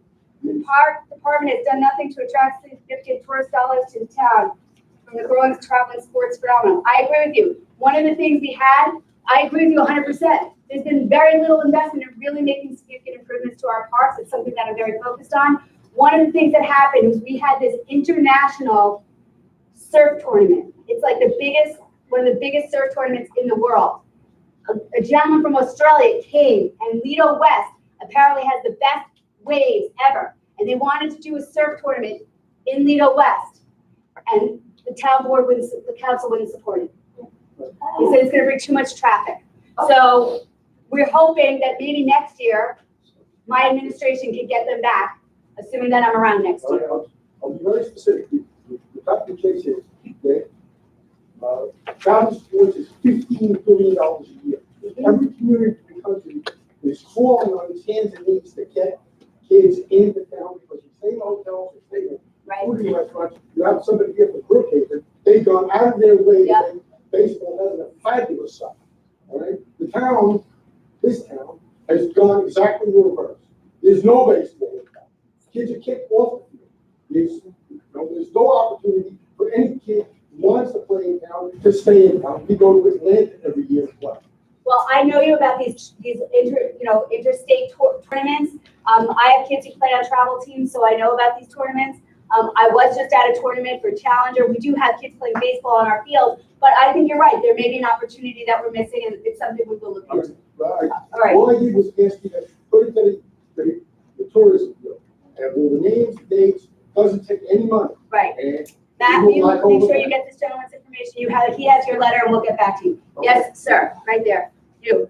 Basically, me, I was just trying to figure out, like you were saying about the transparency of government. Well, I'm trying to find out some information about the persistent problem with my street, a Okay. flooding problem. Okay, I've been writing to the government, the town of Hempstead government, since the 80s. okay.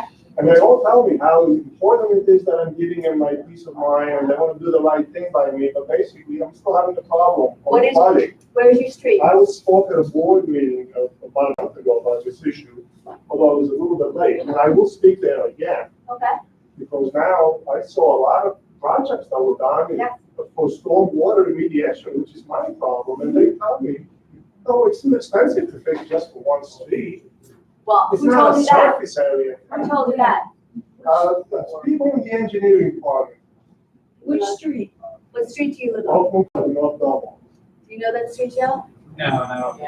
So somebody in my I engineering wrote department to you told about this last year, and you forwarded to the engineering department, which is an engineering department thing, you know, of course, I got a reply back from them. We will look into it, so it's very, very important to Joe, will us. you follow up on that? And at the same time, we will inform the highway department to take a look at the problem, which is, hey, the highway department, it's not their problem, it's engineering problem. Well, And they constantly keep on pushing it back to that. we keep applying for GOSER, the Governor's Office of Storm Recovery grants, and so we are getting grant money in to fix these drainage issues. So Joe oversees that department, so he will follow up. Well, that's why I want to talk to you, Yes. because my concern is I saw about 10 or 20 projects, all in Belmont and Merritt. I know some of them were resurfacing, but two of them look like, you were talking about adding additional capacity by expanding, by putting tanks under the street to keep the water from flooding the streets when the rain comes.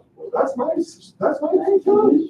I've been complaining about this for 40 years. All right. Nothing. Speak to Joe, and he will get back to you with a more specific answer than the building department. Yes, sir. It's too late. The gentleman right behind you, and then I'll get to you. Yes. Mark, I had a very specific question, ongoing for years about fireworks, but you praised your man, Matt, so highly that I'm just gonna leave the specific to him. And leaving me with a generic question, I'd like to ask you about governance from your whole presentation. You have obviously focused on the whole issue dealing for our town in the overall reducing of costs and getting the job done. And you've done a great job. Thank you. I mean it. Thank you. And as a lawyer, I want to say this. Now that I'm old, I'm no longer working in law, I'm a mediator. So my question comes to you both as a lawyer and a mediator.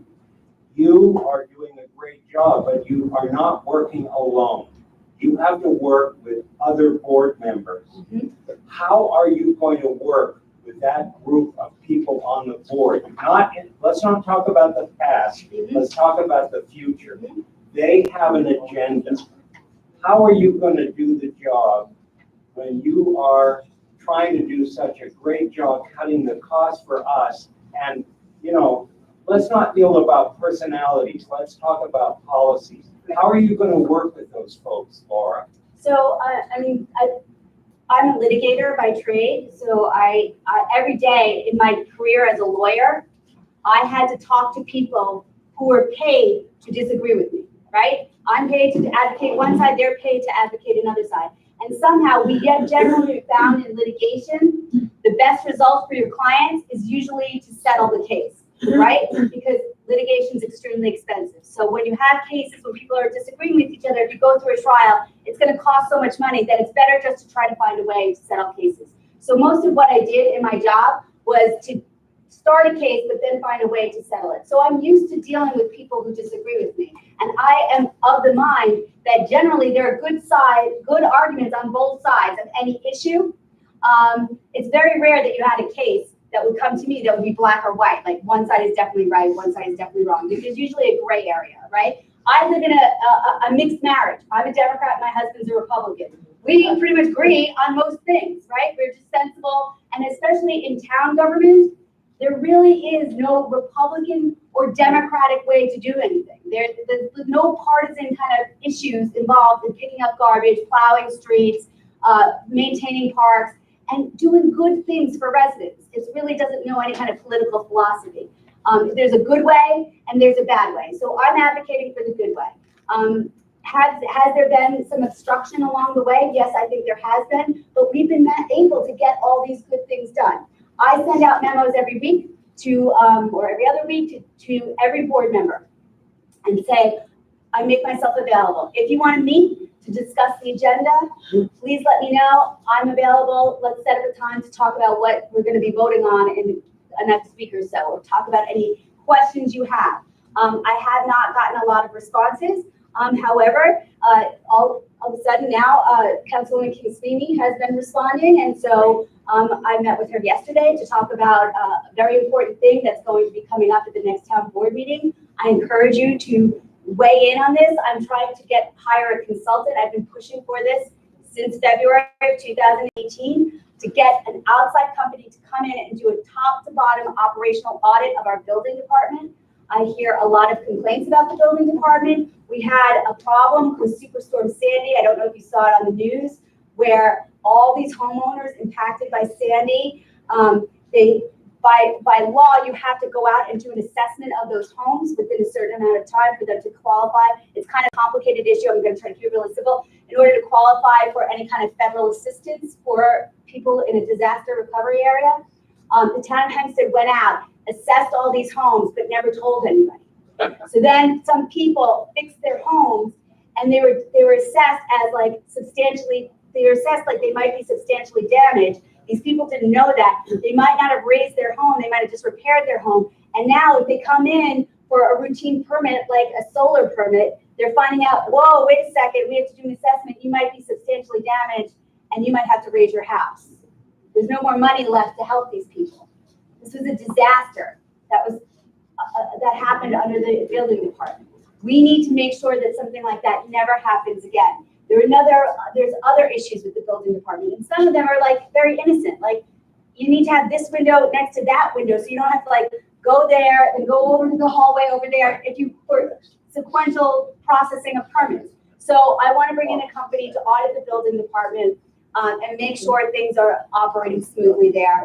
It's up before the town board on the July 2nd meeting. I believe the contract will be on the agenda for that meeting. And it's really important that you voice your support, because I will say that when there's items on the agenda, even if initially they're not going to vote for them, when there's public input and outcry in support of an item or against an item, they listen to that. So this building department audit is really, really important. So I did speak with Councilwoman King-Sweeney yesterday about this, and so far it seems like she's going to be supportive of this. It's very important for our town, and we actually need a planning department. We have a planning department right now, but in the town of Hempstead, there's not one planner in our planning department. No one is actually a planner in the planning department. We have 30 people who work in our planning department, and all they do is administer like $3 million worth of grants. That's like 5 cents in government world. Nobody's a planner. So part of my budget next year is I'm going to be creating an actual planning department. I have on my staff someone with a career and a degree in planning who's going to help us actually have a planning department. And part of that will be we have people in the building department who do site plan review. We're going to take them and put them in a planning department and have a real planning department like other municipalities have, and that will help streamline functions in the building permit processing. And so I guess that was a long-winded answer to your question, but what I can do is just keep advocating, keep reaching out, always keeping my door open, because that's the best way to get things done is when you work collaboratively. Also, my staff works with. I'm the only full-time. On the town board, I'm the only full-time employee. They're only like out of the elected officials, Sylvia's a full-time employee, I'm a full-time employee, tax collector is supposedly a full-time employee, and all the council people are part-time employees. They're all part-time employees. So they're not there every day. So a lot of times when I'm dealing with issues, we deal with their staff, because their staff are the full-time employees, they're there every day. So, they have counsel to the board. So if there's a legal issue, we'll reach out to their counsel and we'll talk to them. They have a chief of staff. Sometimes my chief of staff will talk to their chief of staff just to kind of get their temperature on an issue. So it's collaborative, and I reach out always to talk to my board members about issues. And sometimes they respond, sometimes they don't, but I'll just keep pushing forward. Could I just say quickly, you keep saying, if you'd like to meet. In other words, you're putting it out there, like if you want to talk about it, maybe just shift that a little bit to let's meet, like maybe have a regular schedule. Well, I did suggest that we would have, so there's a rule, there's a state law that you can't have a quorum meeting unless it's a public meeting. So I can't have, you can't have a mixed bag of Republicans and Democrats. If you have more than 4, then you're violating the open meetings law. So that has to be a public meeting. So we have to meet in smaller groups. But what I put forward was I was going to have a public work session. Other municipalities have a public work session where everybody can come. It's noticed to the public, so members of the public can sit in while we discuss issues, even though it's not the actual vote, it's just discussing the upcoming issues. But I was told that that would not be, it has to be approved by the town council, and that they would not be approving that. So that was the end of that. Yes, sir. Excuse me, one of the topics. All right, I'm sorry. Yes. All right. One of the. I'm not a lawyer, I just a plain Joe citizen, Okay. okay, so I expect a plain answer. And a veteran. Thank you for your service. Thank you. Yes, well, one of them is just a question at the beginning, you were talking about the cancer center. Yes, You said that it's a diagnostic and it's also for a cure, as I understand it, I could be wrong, it's just diagnostic, I think if you need care, then you have to go to the city. I didn't say it was, they're finding a cure at that cancer center. It's Memorial Sloan Kettering, you can go there and get treated, and so some people will I not have. don't think it's treatment per se, I think it's just a diagnostic and then they should give it to the city. Okay, I understand. all right, so maybe I'm wrong, I'm sorry, I'm not. No, I'm just, Okay. just kidding. Well, we can My treat it question is this, okay, I live on Croydon Drive in Belmont, that's right by Mappin High School. Okay. Now we have a very sharp curve. Talk louder. Excuse me? He lives on Oh, sorry. Croydon Drive, and there's a Is sharp. that better? Much better. Okay, because I can talk loud. Yes, so, I'm sorry. That's okay. Yeah, so we have Mappin High School, and people pass through at a high speed to a very dangerous curve, okay? And they do this to avoid the lights and the stoplights, okay? Now, many a time, there's the corner house, and as I understand, if you are in a corner house, there are laws which says how high a fence should be, how high the shrub should be, in other words, there should be no obstruction. Well, this person has trees that are high trees, like 20 feet, and even the branches exceed on the sidewalk. Once in a while, he cuts it. Many a time I came, oh, by the way, there's people parked on both sides. So what happens is you direct it into like a funnel, only one person can pass. And these young people are coming in here fast, okay? And many a times we're getting close to an accident. Now I had to call the Bureau, I was directed to the Bureau of Codes, I believe. Code enforcement. Code Department, yes. And I told them about this. I've never seen anybody come there. It's still the same thing. Are there any stop signs in that area? No, at the end of the block, okay? So here they're coming, for example, Mappin High School is here, they're coming around this way, then at the end of the block, there's a stop sign. People ask for that stop sign because there were some kids that had, had problems, medical problems, so. So, a couple of things. We could send Mr. Reed is our director of traffic. We can send him out to see if maybe in this area there would be some benefit by adding another stop sign closer to that curve or closer to the school. I don't know that street, so I don't think that's gonna be practical. I think there's a simple answer. Yep. Get this person to cut the shrubs down to what's probably a legal level, or remove them. yeah, we can have, You know what I mean? we'll send a code enforcement officer out to make sure that they're complying with whatever. Can I count on that? You can. Is the address on your card?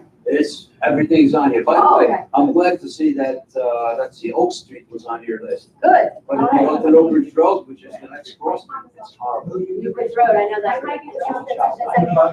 That's a county road. I'm like a county road, but my kids used to play hockey in New Bridge, so I know that road. I used to drive down all the time. So why should we follow the county? For the New Bridge Road, yes. the Thank county. you. Yes. That's, it's complex. I know, but our map can tell you. We have everything on it. Okay, perfect. We will get back to you, sir. Okay, Thank you for your service. thank you. Yes, sir. I'm sorry, I'll go over there now. One of the topics you addressed was the environment Yes. and improving the environment. One of the biggest polluters on Long Island are the lawn care companies.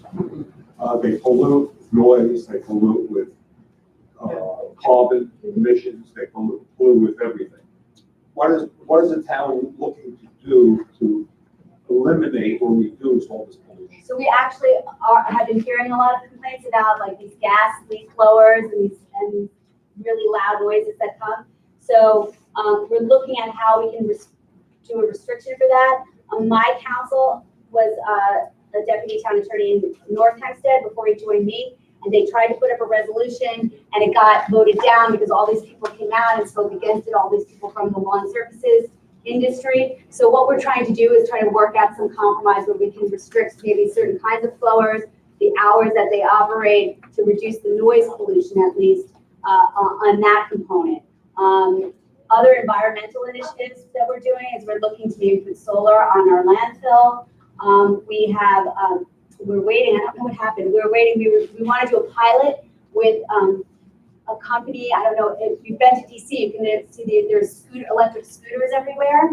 So we're looking to do a pilot program with the company to do a similar thing in the town of Hempstead where you have an app on your phone. So this is probably more for younger people. If they have to commute to the train station, they have an app on their phone. They can check out a scooter. They can drive it to the train station. They can leave it there so you don't have to park. And then you just check it out on your phone. And then someone getting off the train can check it out on their phone. And just creating a new way to have people get around town and commute locally without driving a car. The one roadblock that we had is that it's illegal in New York State to drive a scooter on a major road. So there is legislation pending in Albany for this session that I'm hoping will pass to change that, to make these legal, because they really will do a great service in reducing our carbon footprint. Also taking maybe some cars off the road and making it easier for millennials who don't want to buy a car to get around and commute around. We're trying to revitalize our downtowns to get around the downtown areas. So that's one thing. We also have the Green Spot pass yet?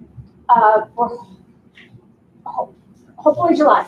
So we think on the July agenda, this is you talk about communication. I've been working hard behind the scenes trying to get my council to get on board with Green Spot. Green Spot is a company that will come in and they have they'll have, instead of like a zip car, it's an environmentally friendly car, and it's again like a zip car, is a temporary car that you can just rent, so that you can rent it, and then if you're a resident and you agree to put a charging station at your house and to take the car at home and charge it at night, you can make money. They'll pay you just to recharge the car and make it available for somebody to rent the next day. So again, trying to find an economical way. A lot of really environmentally friendly cars are very, very expensive, but this is a way to get them on the road without making somebody have to make a huge investment in it. And again, the shared car model is a way to maybe reduce some of the cars that are on the street. So 1K industry, what they use is really bad for the environment. It's even worse than cars. Yeah. So therefore, if we could address this, there are alternatives. I did create a sustainability committee in town hall. We do have a sustainability committee that weighs in on these issues. And Joe, maybe that's something that we can take a look at. We can take that up. We're looking at the gas power leaf blowers, to try and limit their use based on the emissions. We certainly can look at the type of fertilizers that are being used. I'm sorry, sir, but I promise I take one over The there. federal government was gonna do something about noise pollution. Okay, they were gonna put mufflers on these devices. They're horrendous. They are. They come between two houses, They wake up the day. But they never did. All right, yes. Oh, just a quickie, on the water testing lab, is there any talk about that possibly being opened up for like elementary school kids to be able to go to there? Yeah, as class trips? we do have some schools come down and visit our Department of Conservation and Waterways. We have a solar house there, which we are improving. It's really cool. It's all environmentally friendly technology, like lead-free paint. Every lighting device only operates when you walk in. So it's like a model of a perfectly environmentally friendly house. We have field trips that come down there. So when the lab is open, certainly that's something that we'll look into, because we like to inspire our young scientists. We just had an elementary school that we partner with that does all the fourth grade class makes signs about the piping plovers.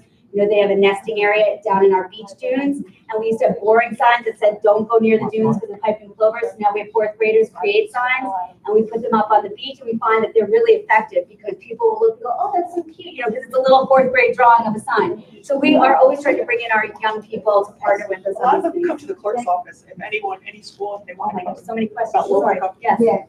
One of the important resources for seniors is the Lido Beach Yes. Summer Program. Yes. Oh, Usually we get our passes at the beginning of June because the last week of June is when the program starts. Yes. So, do you have any plans for that? Because nothing is coming in the mail. I'm not aware that they weren't sent out, so I will look into that on Monday. So the leisure pass for the senior enrichment program. I've been going to the senior centers. I didn't hear that they weren't being mailed out. I'm not sure. You have to understand, commissioners they're not my commissioners. Sometimes they don't tell me things that are going on. But with that senior program, it's really important to us. When I got in, I found out that a lot of times they wouldn't have lunch for the seniors, so they go to McDonald's, get Happy Meals to serve our seniors. So we made it a priority to make sure that there were healthy meals available for seniors at a reduced cost. So we opened Lido Cafe last year, and they provide really healthy meals for seniors from anywhere from $1 to $5, like grilled chicken sandwich. And we have many seniors who come and visit our senior center and come to Lido Cafe, and they'll buy their lunch, and then they'll buy a sandwich maybe to take home for their dinner, because they can have a grilled chicken sandwich that costs $3, and they have a healthy alternative for dinner. So that's There's also an aquatic Water aerobics, exercise, yeah. which is very Yes. important. Yes. Yeah, so we're always trying to do things to help our seniors. We're running this year at all our senior centers. We've partnered with Northwell Health, and we're running educational seminars on nutrition, on scam prevention. That we partnered actually with the Attorney General's office on scam prevention, on other medication issues, on how to manage your medications. We had a stroke prevention clinic yesterday. Those are some of the programs that we're just bringing into our senior centers just to provide useful information to our seniors. So you are a priority to us, and I will look into that beach pass and make sure that it gets out. Thank you for bringing it to my attention. Yes. What? Over there. Oh, the Boy Scouts. I'm sorry, the Boy Scouts. Yes. Boy Scouts. We have Boy Scouts here earning a merit badge. Please stand up. Let's give a round of applause.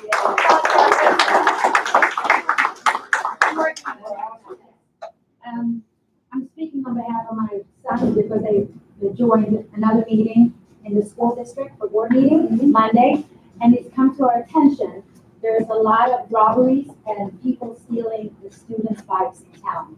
I met one boy at Dunkin' Donuts yesterday that came in bloody. Oh my God. And his bike stolen. A parent went up and also spoke to the board saying that the students are afraid of going out on their expensive bikes. Yeah. They ride around. What town is this? It's happened here in Merrick. I don't know where else it's happening, but there are people out there that's pushing the kids off their bikes, stealing their bikes, assaulting them, and robbing them. And this parent wanted the parents to be aware that this is going on, and just tell the kids to be aware and ride with friends. Right. So certainly that's a couple of things. We have, in town, we don't have a police force. We have public safety officers. They would certainly, if they were out on patrol, they saw something like that, they would get involved. Primarily, like investigating any kind of crimes like that would be the Nassau County Police Department. But I'd be happy to reach out after this. And I told him, like, what do you do? And he's like, I haven't done anything. You have to address this because, then I told my son, and he's like, it's happening to my friends. And they have these $1,000 bikes that they ride around in. Yeah. Well, I can certainly tell the police commissioner that this is an emerging real problem in this area, and ask him to have his local unit look into that problem. And I'll reach out to the superintendent too, to see like if there's something, to make sure that it's being spread out. The board knows now. Oh, the board knows. It's not just about the schools, it involves the homes too. A week and a half ago, had a mustard-colored van pull up in front of my house, 2 guys in the van. One guy was about to get out, my son walked out the front door, and they took over the garage. We had to garage door because we were working inside the living room in the house. There's some tools that are set up in there or whatever. They just pop in, grab something, go back in it's a 2-man team. It's going on, it doesn't show up in any of the statistics, okay? It's just a bird that started this spring, and it's rapidly growing. Sometimes you get like little operations like that in Rockville Center. We had one a few years ago. My friend actually, on Christmas Eve, they came in to his garage, took all his presents, loaded them in his Suburban, and drove off with his car. And they woke up, I mean, really the Grinch. They took all his stuff, and so, but they found, eventually they found the perps. They were doing it at all these houses in Rockville Center, so it sounds like this kind of thing. I will definitely call Commissioner Ryder. Yes, sir. I just wanted to know that we're very lucky to have Laura, okay? She's done a wonderful job. I came from Oyster Bay, commander up there. I inherited my family's house, and it was a lot of work. I wanted to come back to where I grew up. And I noticed, you're all familiar with chain immigration, but we have chain employment in town of Hempstead. If your name begins with O, it's like you're shooing for the staff. When Laura was running, okay, I thought she was fabulous. I read her bio, I read everything on her. I thought she was the greatest thing. I went door to door, because I know what Santino was doing, okay? I know what he instructed his people to do. I went to Dunkin' Donuts down Merrick Avenue, and I just happened to be in back of a garbage truck. They were taking Laura's election signs, dumping them in the hopper, and putting Santino signs up. I did call for elections over this, because that's not fair for either party, all right? And last time I saw you, I do thank you for asking for Ollie. You're doing very nice. I think you remember that. Yes. I had so many problems of my own, but that dog came for me. He was in that town for a year, over a year. And that's a lot of time to spend behind bars over there. And I'm so grateful that you did a follow-up, even though I made a hissy over that too. It's a beautiful dog. In any event, I also want you to be aware that there is a scam that's going on that involves people who live in older homes, okay? If you notice the buildings, all the fencing and everything, you'll see a lot of new houses going up, more so than probably you've seen in years. That's not a coincidence, okay? It's not that people just want to knock down their homes or whatever. There is an out-and-out deal that the building department has with contractors. They plaque your house so that real estate can't come in, because they can't be liable for customers, and they can't not bring them in. So the only people that could come in are flippers, or people that want to buy your $5,000 home for $125 cash next week. I'm sure you've heard of those stories, okay? And they share what they get with the people in the building department. I've seen people be bribed. You know what, I'm so sorry, but I can't, like, because this is my I know. community town hall meeting, like, I can't have. Well, I'm just saying. What's the question, sir? What's the question here? You look outside the house. I'm not waiting for this. Yeah, There come on. is there a question? I have a question. Yeah, it's not a rally. My question is this. Where? Where was your I'm question, trying sir? No, I'm trying to. After 10 minutes of talking, I Yeah. have a question. Well, Is there a question, I'm in sir? politics too, I guess. So, Well, then sit down, let us if talk. you look at the house next door. Is there a question? I'm Yes. sorry. I'd like to know what you're doing with the building department, the code department. So what, I think you missed this.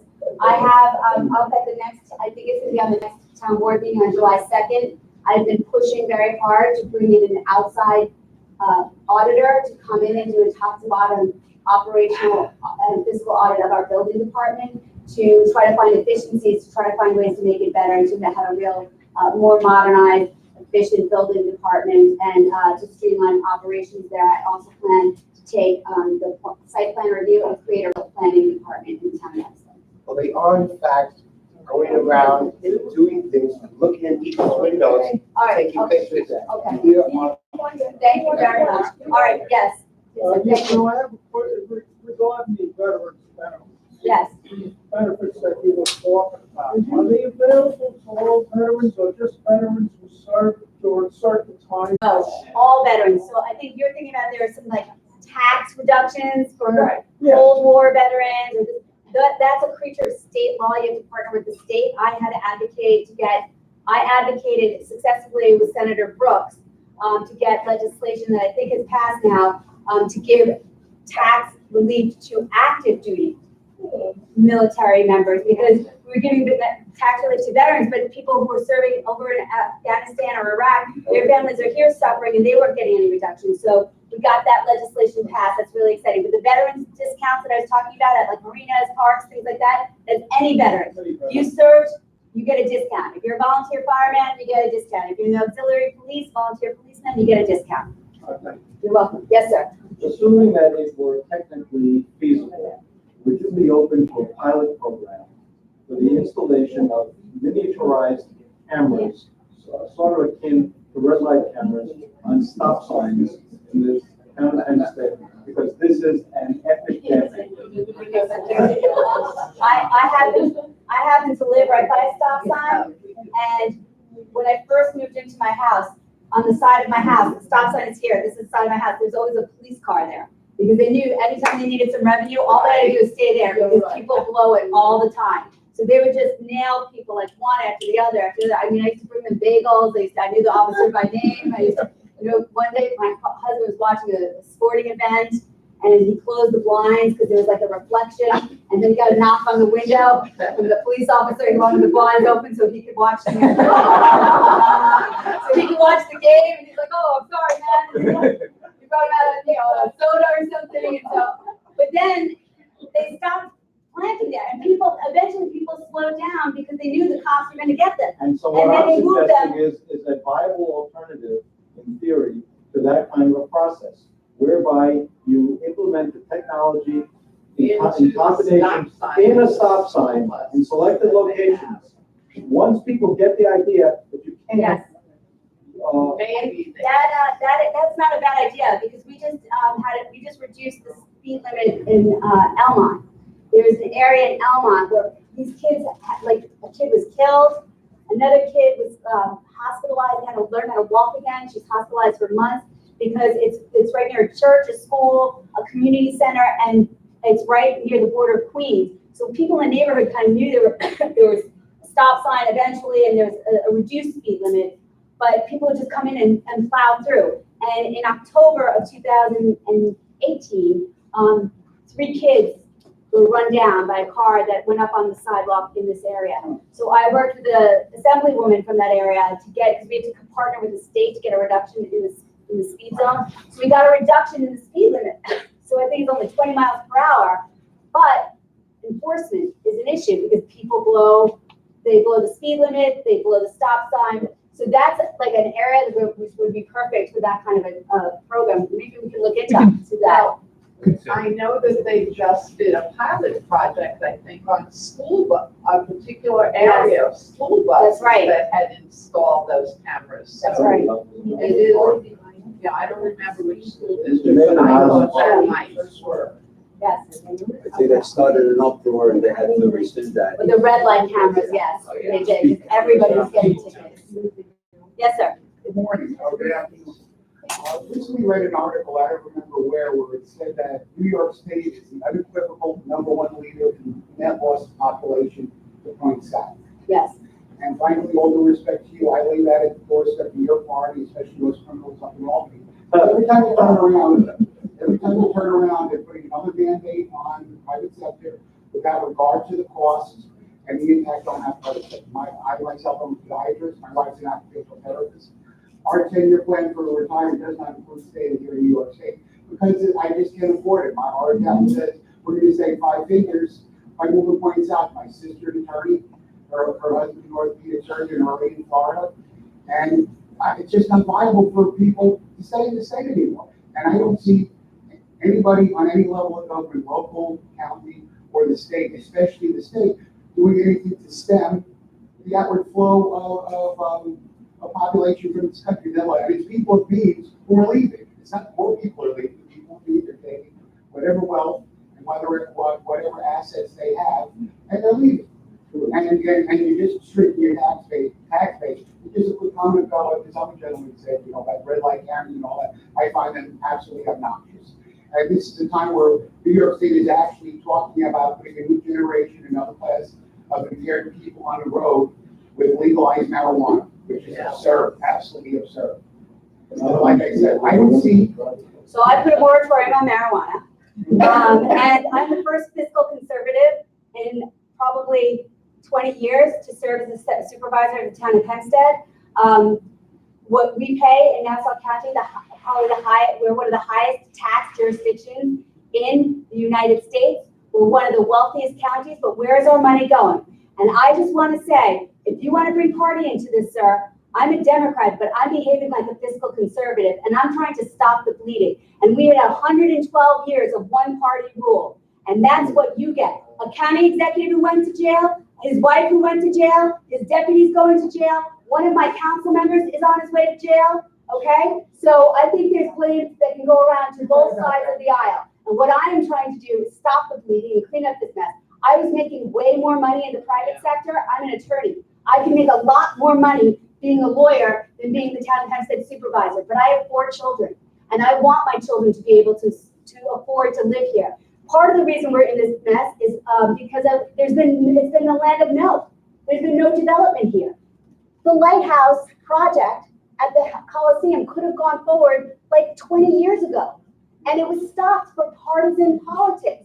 We could have been getting revenue into the county, generating revenue for this county for years, and it didn't happen. There's been no push to have development here. We need to find affordable housing. We are partnering with Long Island Housing Partnership, and we're working on a community land trust model to try to find affordable housing. I inherited a senior housing program.